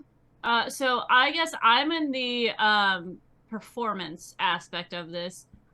Going to don a basically just get some soot and paints her whole body black with like a smearing of white paint on the eyes. And as the sun goes down, when the fire starts, after we get things out that we would like, I'm going to do a performance in front and give a grand speech of the fire spirit and the smoke spirit as Coxswain is the smoke spirit. Incredible. From the burning wreckage, I would like to utilize my smoldering armor or my smoking armor to essentially take that on. He's going to light the slow burning hemp in his beard, so that way it looks like his head is just a flame. And then I am going to use one of my Furbolg abilities for Hidden Step to magically turn invisible, but I'd still like for like the physical presence of a body to be missing, but there's still smoke and like this burning skull that's there, and just, your dead men tell no tales! Incredible. And like you just see like a bolt of lightning shoot out from the smoke monsters. Oh yeah. Oh, you're gonna And scare the that shit out of lights these the barn halflings. ablaze. Oh yeah. Especially because Um, Coxswain's like 6'8". He's fucking massive. I got an 18. All right. Will Sawbones be participating? If he's asked. If not, he's staying on the ship. All right. Will Louis participate? No. He's got butchering to do. Yeah. I can Excuse me, imagine. boucherie. Boucherie. Boucherie. There's a ch in there. Boucherie? There's no t. Okay. I'm Like learning a new things. charcuterie board. All Does right. anyone ask Um, Sawbones to participate? Because I got something funny for it. Absolutely. Essentially, the screen on Sawbones' face turns red, and there is like the warning text, and it reads like "Do not resist, no te resistas." And as he's walking forward, he reaches into his pack and he pulls out this like mechanical dragon head that he slaps onto his Gatling gun. It's the flamethrower of his artillerist. So he's also like spraying down, like not hitting anyone, but he's spraying fire and bullets. Incredible. The Gatling So gun you're is just- also repeating, so it has infinite ammo. So you're just gonna route some halflings and I'm going to route them away from the danger, essentially. just scare the dickens out of them. Yeah. I love it. That's beautiful. Maybe you should give me an intimidation check. Yeah, that's 17. 17. Perfect. All right. God, Coxswain, sounds like you're also doing an intimidation, huh? I would like to. You may take advantage. Okay, I'll take it with advantage, but instead of intimidation, could I possibly use an insight check to wait for the perfect moment to appear as this horrifying smoke monster? Oh, sure. So long as we're working on skill challenge rules. Yeah. Sawbones corners a halfling and just leans over them. What is the difference between the Prime Directive and your village? I don't know what that is. I've never violated the Prime Directive. Oh, God! 15 for Coxswain. Excellent. All right. Rousing success. Let's see. Let's get some booty, shall we? Yeah, plunder. Yar plunder. Oh, indeed. treasure! Okay. Ah.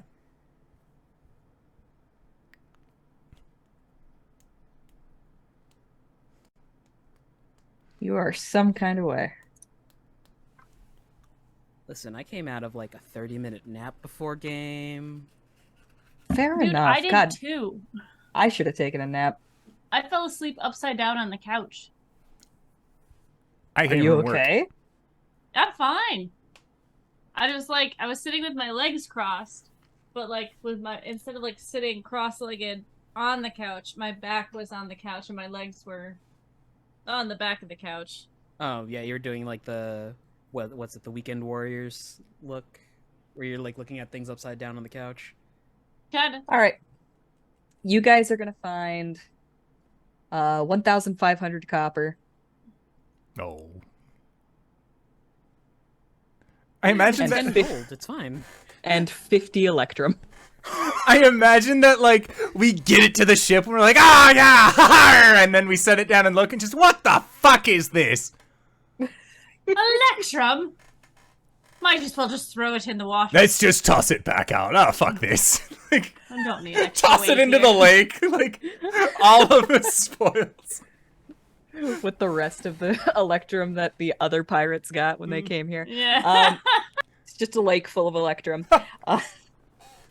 The Mr. Squab, Hefty, and Lefty will come scrambling out of the woods. The three of them holding a giant centipede.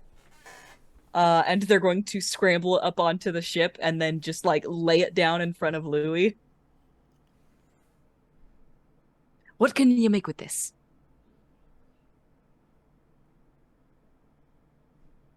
If you need help, chef, I can be of assistance.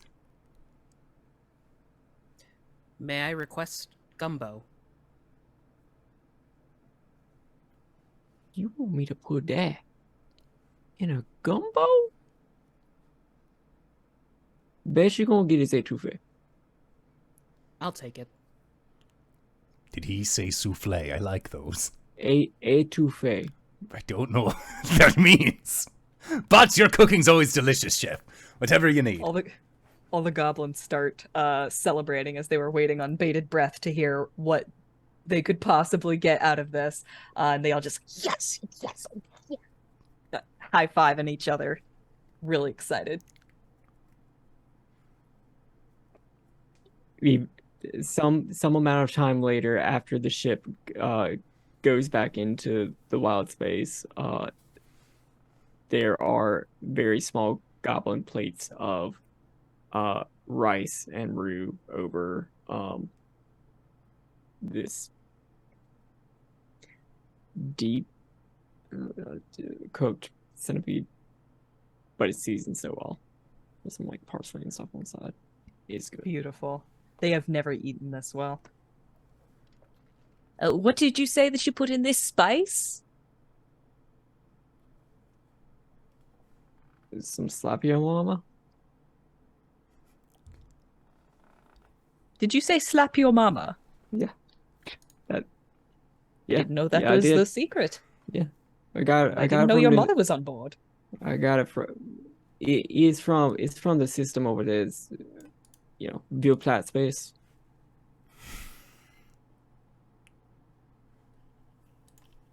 Bill It's way out Plant yonder. Space? I know. View Plat space. Yeah. It's a little bit farther than Zaris's space. Oh, yes, of course. Starts writing this down on a notepad. Have you got Only- any more tips for us? Any recipes you're willing to share? Nope. Sure don't. That's some family stuff. I got it from my mama. She got it from her papa. Well, fair enough. But I will say I'll be sad to be leaving this ship when the time comes. In the back of his mind, he's just thinking like, what would goblin taste like?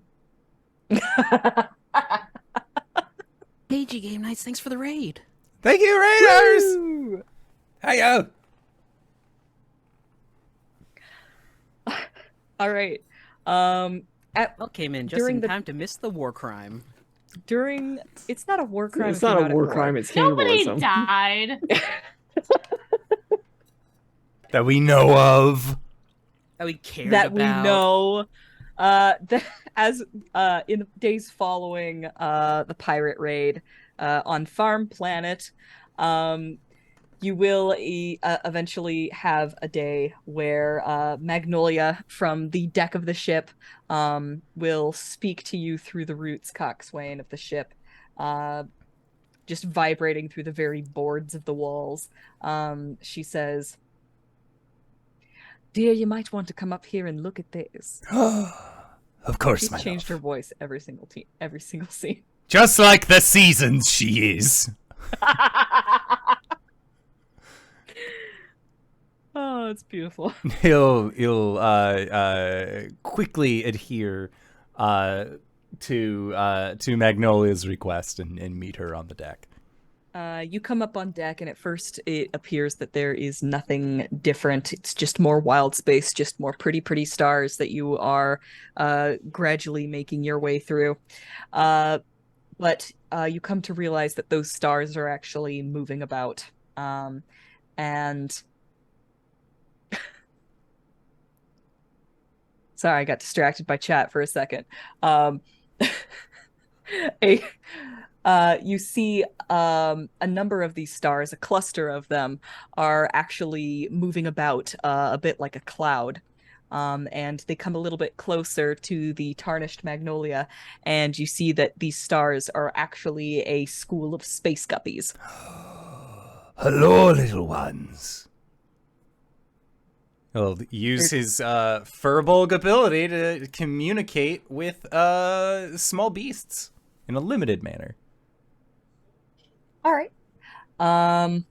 They get pretty close to you. They are quite large as they get a bit closer. Large in Like the a sense tuna large? of fish. Yeah. They are a small beast, but that is also the same size as a halfling. So like they're about like dog sized, I want to say. Okay, okay. Down for it. Yes, these are beautiful creatures, my wife. Very true. They come closer to you, and they've got these enormous gem-like eyes with these golden scales, and these long flowing fins. And they just begin to sort of meander about the deck, as like the school kind of like makes its way over you, a little bit like a river. And just out of the corner of your eye, you catch sight of something writing on the back of one of them. He thinks about as he sees somebody riding on the back mentally. It is just like that. Like, God, Louis would cook the shit out of one of these.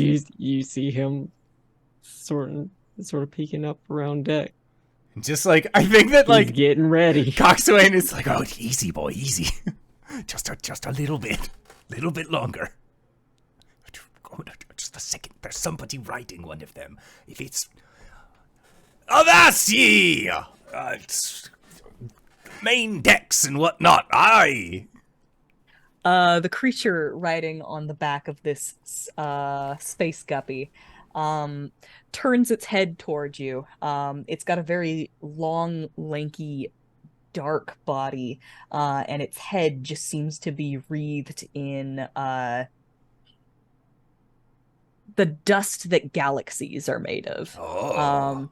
It is a tiny creature, and it turns towards you, and it has several like yellow eyes that are just sort of moving about in the dust that forms its head, and like it's almost like a fluid motion, and like these eyes don't necessarily stay in one place, and it looks at you kind of quizzically, and then it like pulls out a long object which turns out to be a fishing pole, and it just sort of casts it amongst the guppies. Aye. And Coxswain. I think as a furbolg, you'd be able to identify this as a chewinga. Oh, hello, little one. And Coxswain will like motion at the guppies and look at the chewinga and like make like an eating motion and like thumbs up. It's going to look a little bit confused at you and just sort of like start to reel in its fishing pole and then cast it out again. And I think Coxswain will he'll go over to Louis and just like, I know, I want to eat them so fucking badly. You and me both, my friend. But do you have something I could possibly, if we give the little one something to eat? We can't eat the little one. It's like a small boy. But if we give something to eat him, or for him to eat, then he might let us eat the fish. I don't know if he's like their farmer or something, but I feel like we should have a food trade. I mean, I got some vineyards if you want to give him one. Yes, I think he would love one. All right. I'll give the normal signal once we can all both go a little haywire on this one. Okay. You can see at the end of its fishing line, it is, as you get closer, it is not a hook, but just sort of like a round, like glass orb. And like some of the smaller guppies like swim up to it and just sort of like poke it and bounce it around. Louis would like to activate his Eldritch Claw tattoo. Mm-hmm. And let out his claws. So that 15 feet from him, they're just outstretched as like little fingers. Okay. And just wiggle them. Sort of like they're being little wormies. That just Okay. happened to be extensions of his fingers. I'm gonna say either performance, deception, or animal handling.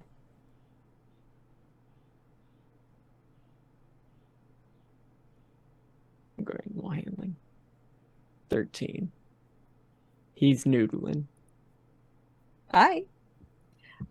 You noodle a little bit, and like one of the guppies that is poking at the little glass orb at the end of this line, gets kind of distracted by that and is just going to like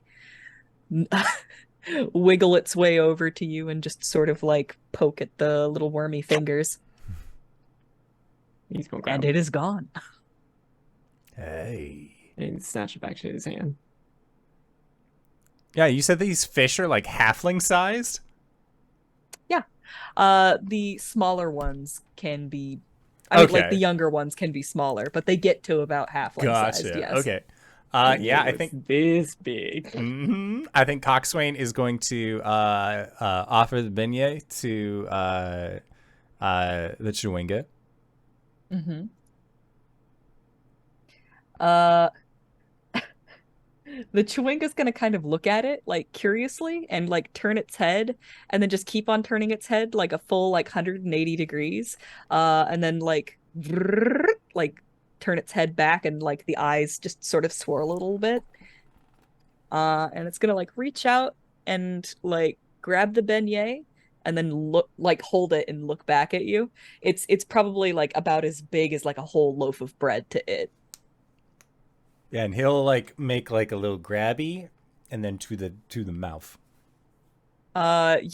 You watch it shove it into the gaseous form that is its face. And the beignet disappears momentarily, and then he like puts his arms down and the beignet falls out of its head. I see. What a waste of a beignet. Would you like to come aboard, small sailor? The space guppies will come and just start nibbling at it on the deck. He will like he'll take another one and like kind of toss it closer to where Louis is. Louis gone. Damn it. At least near the kitchen. He'll toss it near the kitchen. So in case Louis comes back, there will be like a collection of fish just nibbling at this thing right within grabby reach. Maximus is gonna come up from the lower decks and sort of like, all right, what? Sure. You walk past Louis with a catfish-sized guppy. Captain. I'm not even gonna ask. What is going on? There be fish with gems in their eyes, swimming through the sky, and a little man rests atop them with a fishing pole that has no hook. Instead is a bubble, and the bubble itself distracts the fish enough that we could be onto something. Have you been smoking anything? Not lately, because it consumes all the oxygen that we have in our fresh bubble. Right, that's why I wanted. What are you? Look at them! And he'll like motion to the chewinga on top of the tuna, like the space guppy and the fish that have gems for eyes. Look at that little man. He's just Hello, a little man. He's a little boy. He's a little fucked up though. He ate a beignet and then it came back out. Right, they're not dangerous, are they? I don't believe so, Captain. Right. Okay. Can Just we keep make him? sure that. Well, you have been very good recently. I get a pet. I don't think if he wants to stay, he can stay. He'll be my son, Captain. All right. I'll treat him You as should my talk own. to your wife first. But that's fine. He can stay. But these fish, well, they don't know. These fish will be good for us too. And when you say that, Coxswain nods.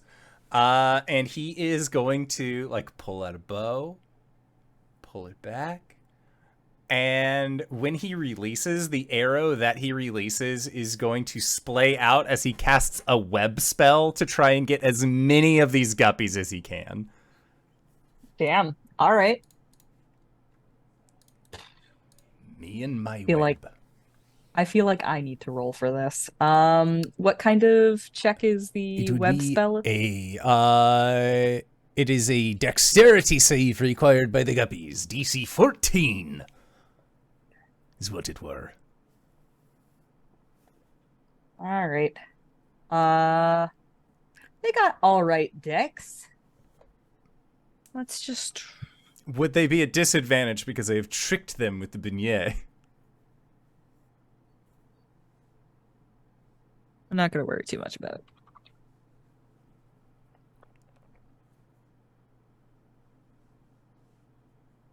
Oh yeah, that's a lot of low rolls. Yes. I'm gonna say that you're able to catch 14 guppies. Oh!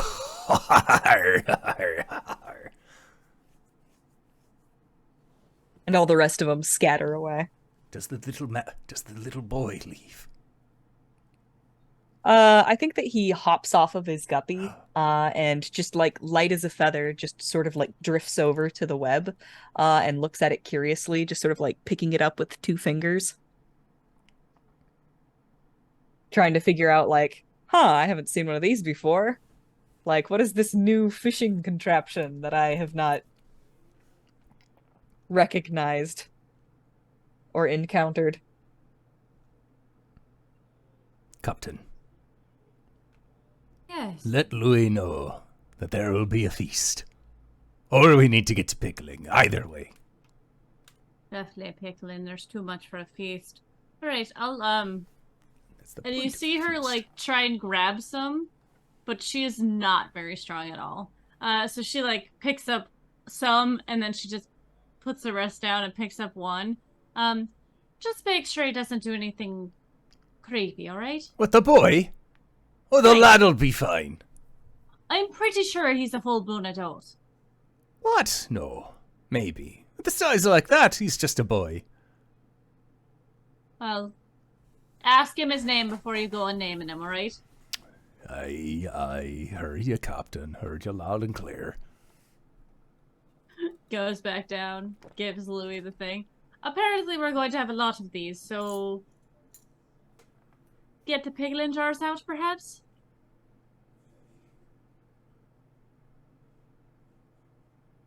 Oh, shit. Okay. Or we could do some smoking, or, There's just a sizzling of a deep fryer going on. Alright, I'll leave you to it. Do you need Sawbones' assistance for some butchering, then? Yeah, I think that'd be nice to have some more hands down here. Especially Right. if we're gonna have how many of these guppies you don't got? By my count, it is about 12.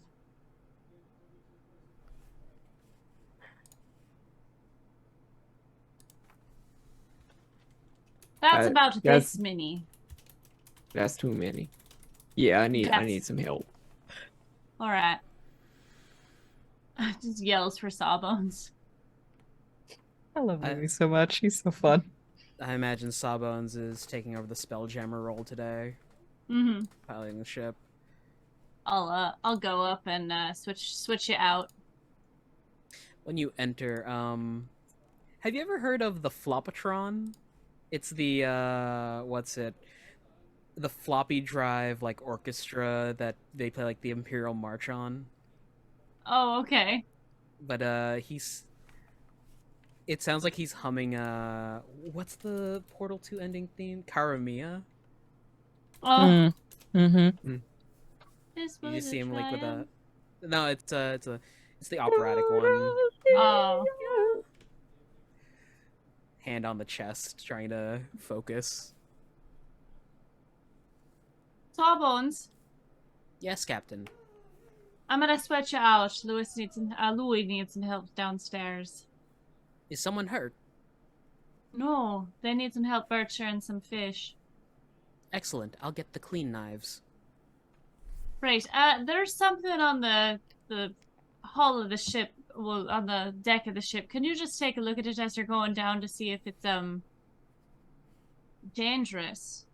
Roger. Roger, that. Gonna start doing like DDR work. Excellent. Sweet As little Bumblebee, Maximus I know is what you want dancing, from me. she eventually does like a quick like Michael Jackson twirl, and you see that sitting on the helm of the ship, in your chair, is the Chewinga, just sort of like looking around with its like hands up on the arms of the chair and just kicking its little feet. Oh no, honey, you can't be sitting here. This is for grown-ups. Confused head turn. This Coxswain, Chewinga's come probably get your older little than one. all of us combined. For sure. Okay. Yeah. So Coxswain, like, just like Coxswain, you lose track of the Chewinga immediately. I turned my head for just a second. I looked away for just a second, and then it was gone. Right, ma'am. Sorry, ma'am. Captain, I'll make sure. Now, come on, little one. Let's not. That's the captain's chair. But he looks so cute in it. Look at his little feet just swinging away in the breeze. It is quite cute. Look, all I'm saying is, we don't have a mascot character yet, and this little Chewinga would be the perfect way to market ourselves when we go back to Keelhole.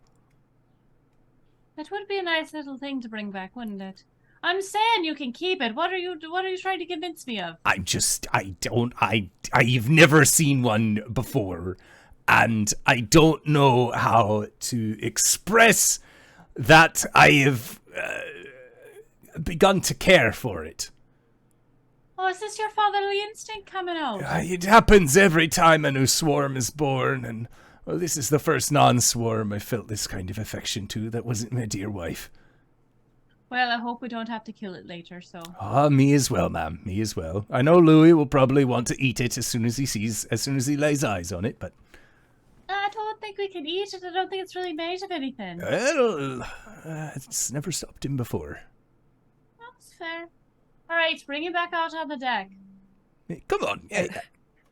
As you two are having this conversation, it just looks at whoever's speaking, like just looking back and forth.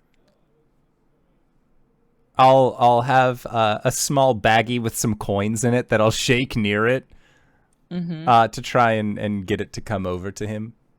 Oh, that's interesting. That will attract its attention for the time being. I don't have keys, but I have coin.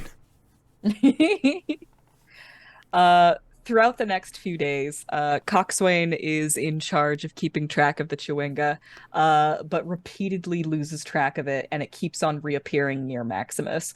At one point, it will actually even offer her a magnolia blossom. Oh, that's very sweet of you. Did you get this from your mother? Confused head turn, stuffs magnolia blossom into face, drops it. Thank you. Did we get a name or did we name it? I would have named it Little Cutie. Thank you, little cutie. Do- I will take the magnolia blossom and put it in my... We named the Chewinga Jack. does the Chewinga speak primordial? There are no languages listed here. Just puts it next to her ear. Her ears, like, flick a little bit. And then... Now go find your father. No just have a concept of group what a on the father ship. is.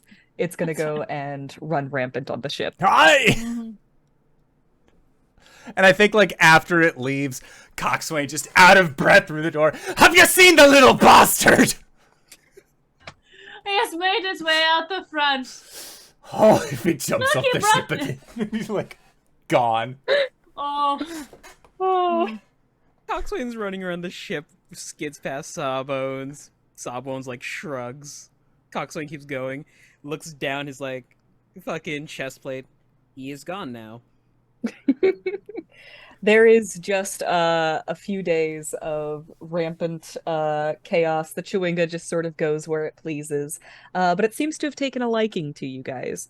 At one point, Slip will come up onto the crew deck and sort of press the chewinga into whoever's hands is available and say, I found this. My beautiful baby boy. Thank Actually, you. I do not think chewingas subscribe to gender.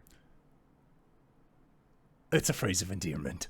My beautiful little Child. creature. Eh. I'll call you Starlight. How about that?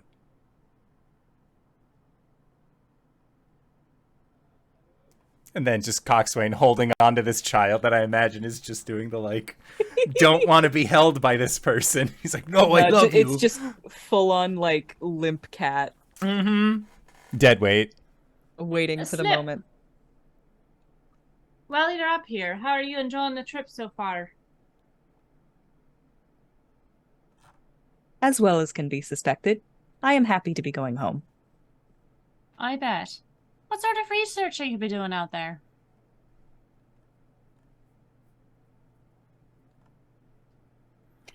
How would they respond? There I don't mean is pry.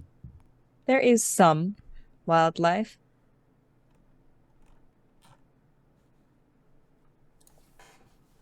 And On you the moon? research it? Yes. Mostly we research the rocks. There's a As a lot of question- rocks. And ice. We also research the ice. Interesting. Do you like your work? Very much so. I will be happy to be going home. I bet. How did you get captured, by the way, if you don't mind me asking? An away mission. For some more rocks? There is some very interesting rocks in the orbit of our moon. Are He they t- living? They tell you more about rocks. Okay. I nod Most and rocks smile. are not alive. Right. I kind of imagine this is what talking to Sawbones is like as well. Mm-hmm. I feel like Sawbones and Slip get along pretty well. Very direct. How are you? Well, good. Goodbye. What? All right. The days go by. I imagine that if Louis ever gets the hankering to go for a hunt again, you're able to stop by another planet or two on the way out. But as you get closer and closer to the edge of wild space, that becomes less and less feasible. And there comes a moment where you realize we're going to be basically nothing but empty wild space for a few months now. And that might be a problem for Louis, but here we go. A few months of travel into wild space. And this is spent coming up with interesting recipes for the various insects that Mr. Squab has picked up. Sawbones and Slip exchanging monotone the conversations. Yep. Coxswain lovingly looking into the eyes of his tree wife and trying to track down this chewinga who seems to be quite smitten with Maximus, actually.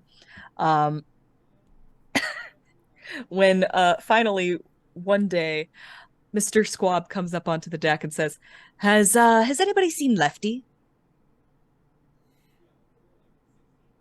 Not recently, no. Wait, which one? It's kind of a small ship, and I feel like I should be able to find Lefty. Lefty is the goblinoid missing their left hand. How ironic. I didn't think about that. They were missing hands. We should we be checking overboard? Perhaps, as a spelljammer, you would be able to extend your senses to any part of the ship Mm-hmm. to Oh. search it. My ears start flicking as I try to locate this being. Yeah. Yeah. Where is he? That's the Chewinga. Yeah. Where is he, buddy? Starlight. Oh boy. They Should, go where they please. should Mhm. we? Yeah. I mean, We should. Should I roll something? Yeah, give me a perception check at advantage since you have The helm. the special connection. 5. With advantage? Oh, okay. I rolled a 2 and a 1. That tracks. You are able to find the location of every other living creature on the ship, but Lefty seems to be nowhere to be found. Cannot find Lefty. What do you mean you can't find Lefty? He's got to be on the ship. Right. Well, I don't think he is. All right, men overboard. Everyone, take your watch spots. Aye.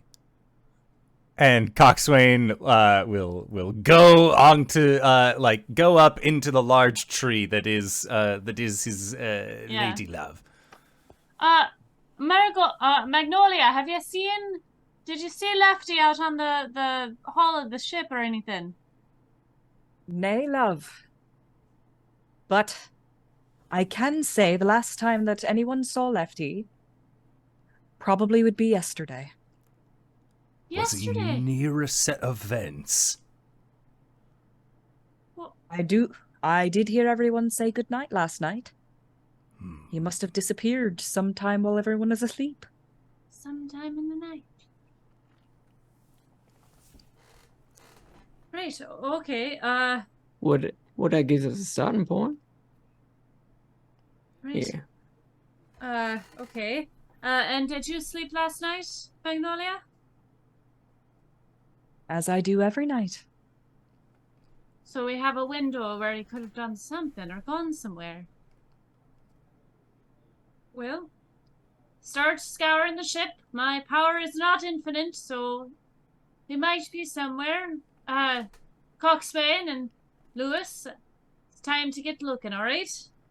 Sawbones, can you check the other side of the ship to see if he's underneath? Aye, Captain. And Sawbones begins to tie a rope around his waist and then just walks and jumps off the ship. Aye. Lupin is going to take his Lugaru The other end is form. not tied on to anything. What? Gravity, he's fine. Louis gonna take his Lugaru form. And he's gonna let out another howl. This time, creeping up on the deck, is the light from a silvery moon that just shines on you, Coxswain. Aye, what does he do this time? Your speed increases by 10 feet, Oh. and you get advantage on wisdom, perception, or survival checks involving smell or made to track a creature. Aye. So now you get the keen senses. This is the blessing of the watchful moon, I love. and you get this for 1 hour. Oh, yes, chef. Thank you, chef. And Louis has taken hybrid form and is going to try and go to where Lefty was and see if he can pick up a trail. All right. I would like a perception check from everyone giving. I was going to say giving chase, but that's not exactly correct. For everyone who's giving their services as a search party. 25. 18. 14. All right. I'm gonna go one by one. 23. Nice. Also, I'm sorry to everyone who just read the transcript.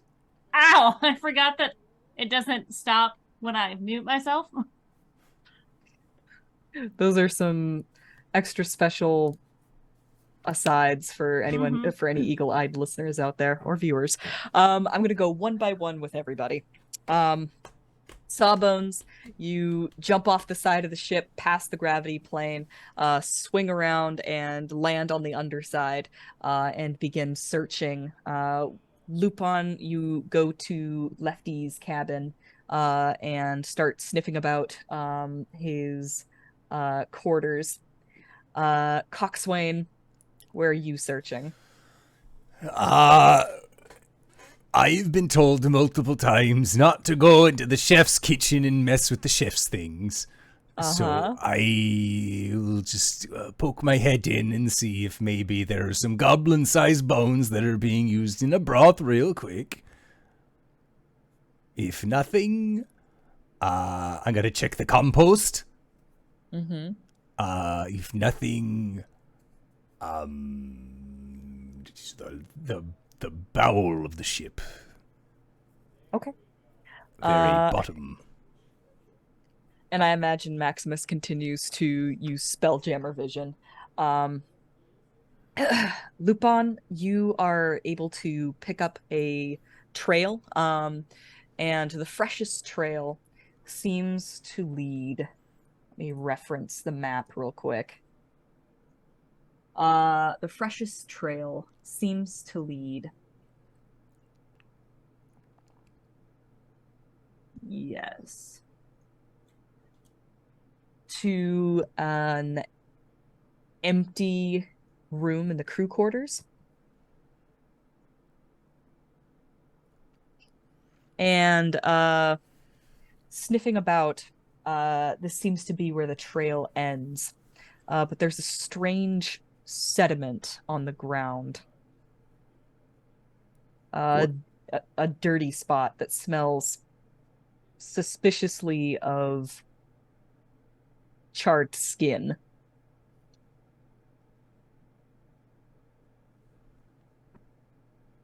Coxswain, you find no goblin remains in the stew pot nor the compost bin.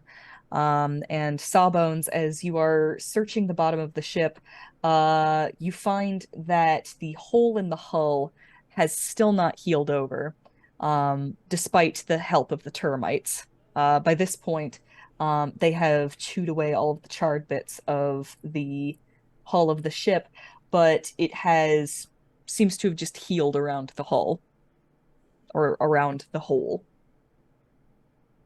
And sort of like poking your face into that hole, you can see Louis sniffing about. Anything yet, Louis? And he's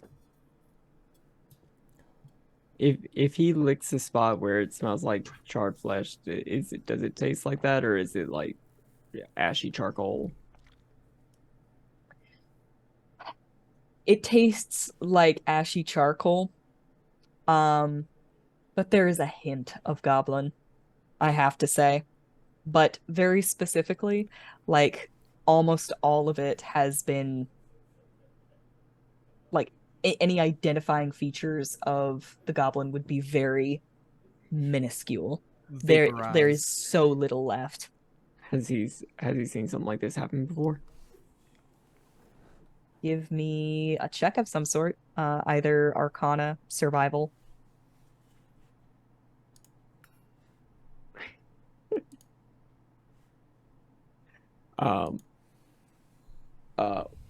Whenever he licks it, just the charcoal and ash like is so bad on his, like, it's just not something that he wants to be a part of. So he does the dog thing where he just like covers up his nose and just tries everything to get it out of his senses. I roll a natural 1. Oh, Bobby. Like you lick up that ash and it just like gets directly into your sinuses. Just like He's just yakking on a bone, Clark.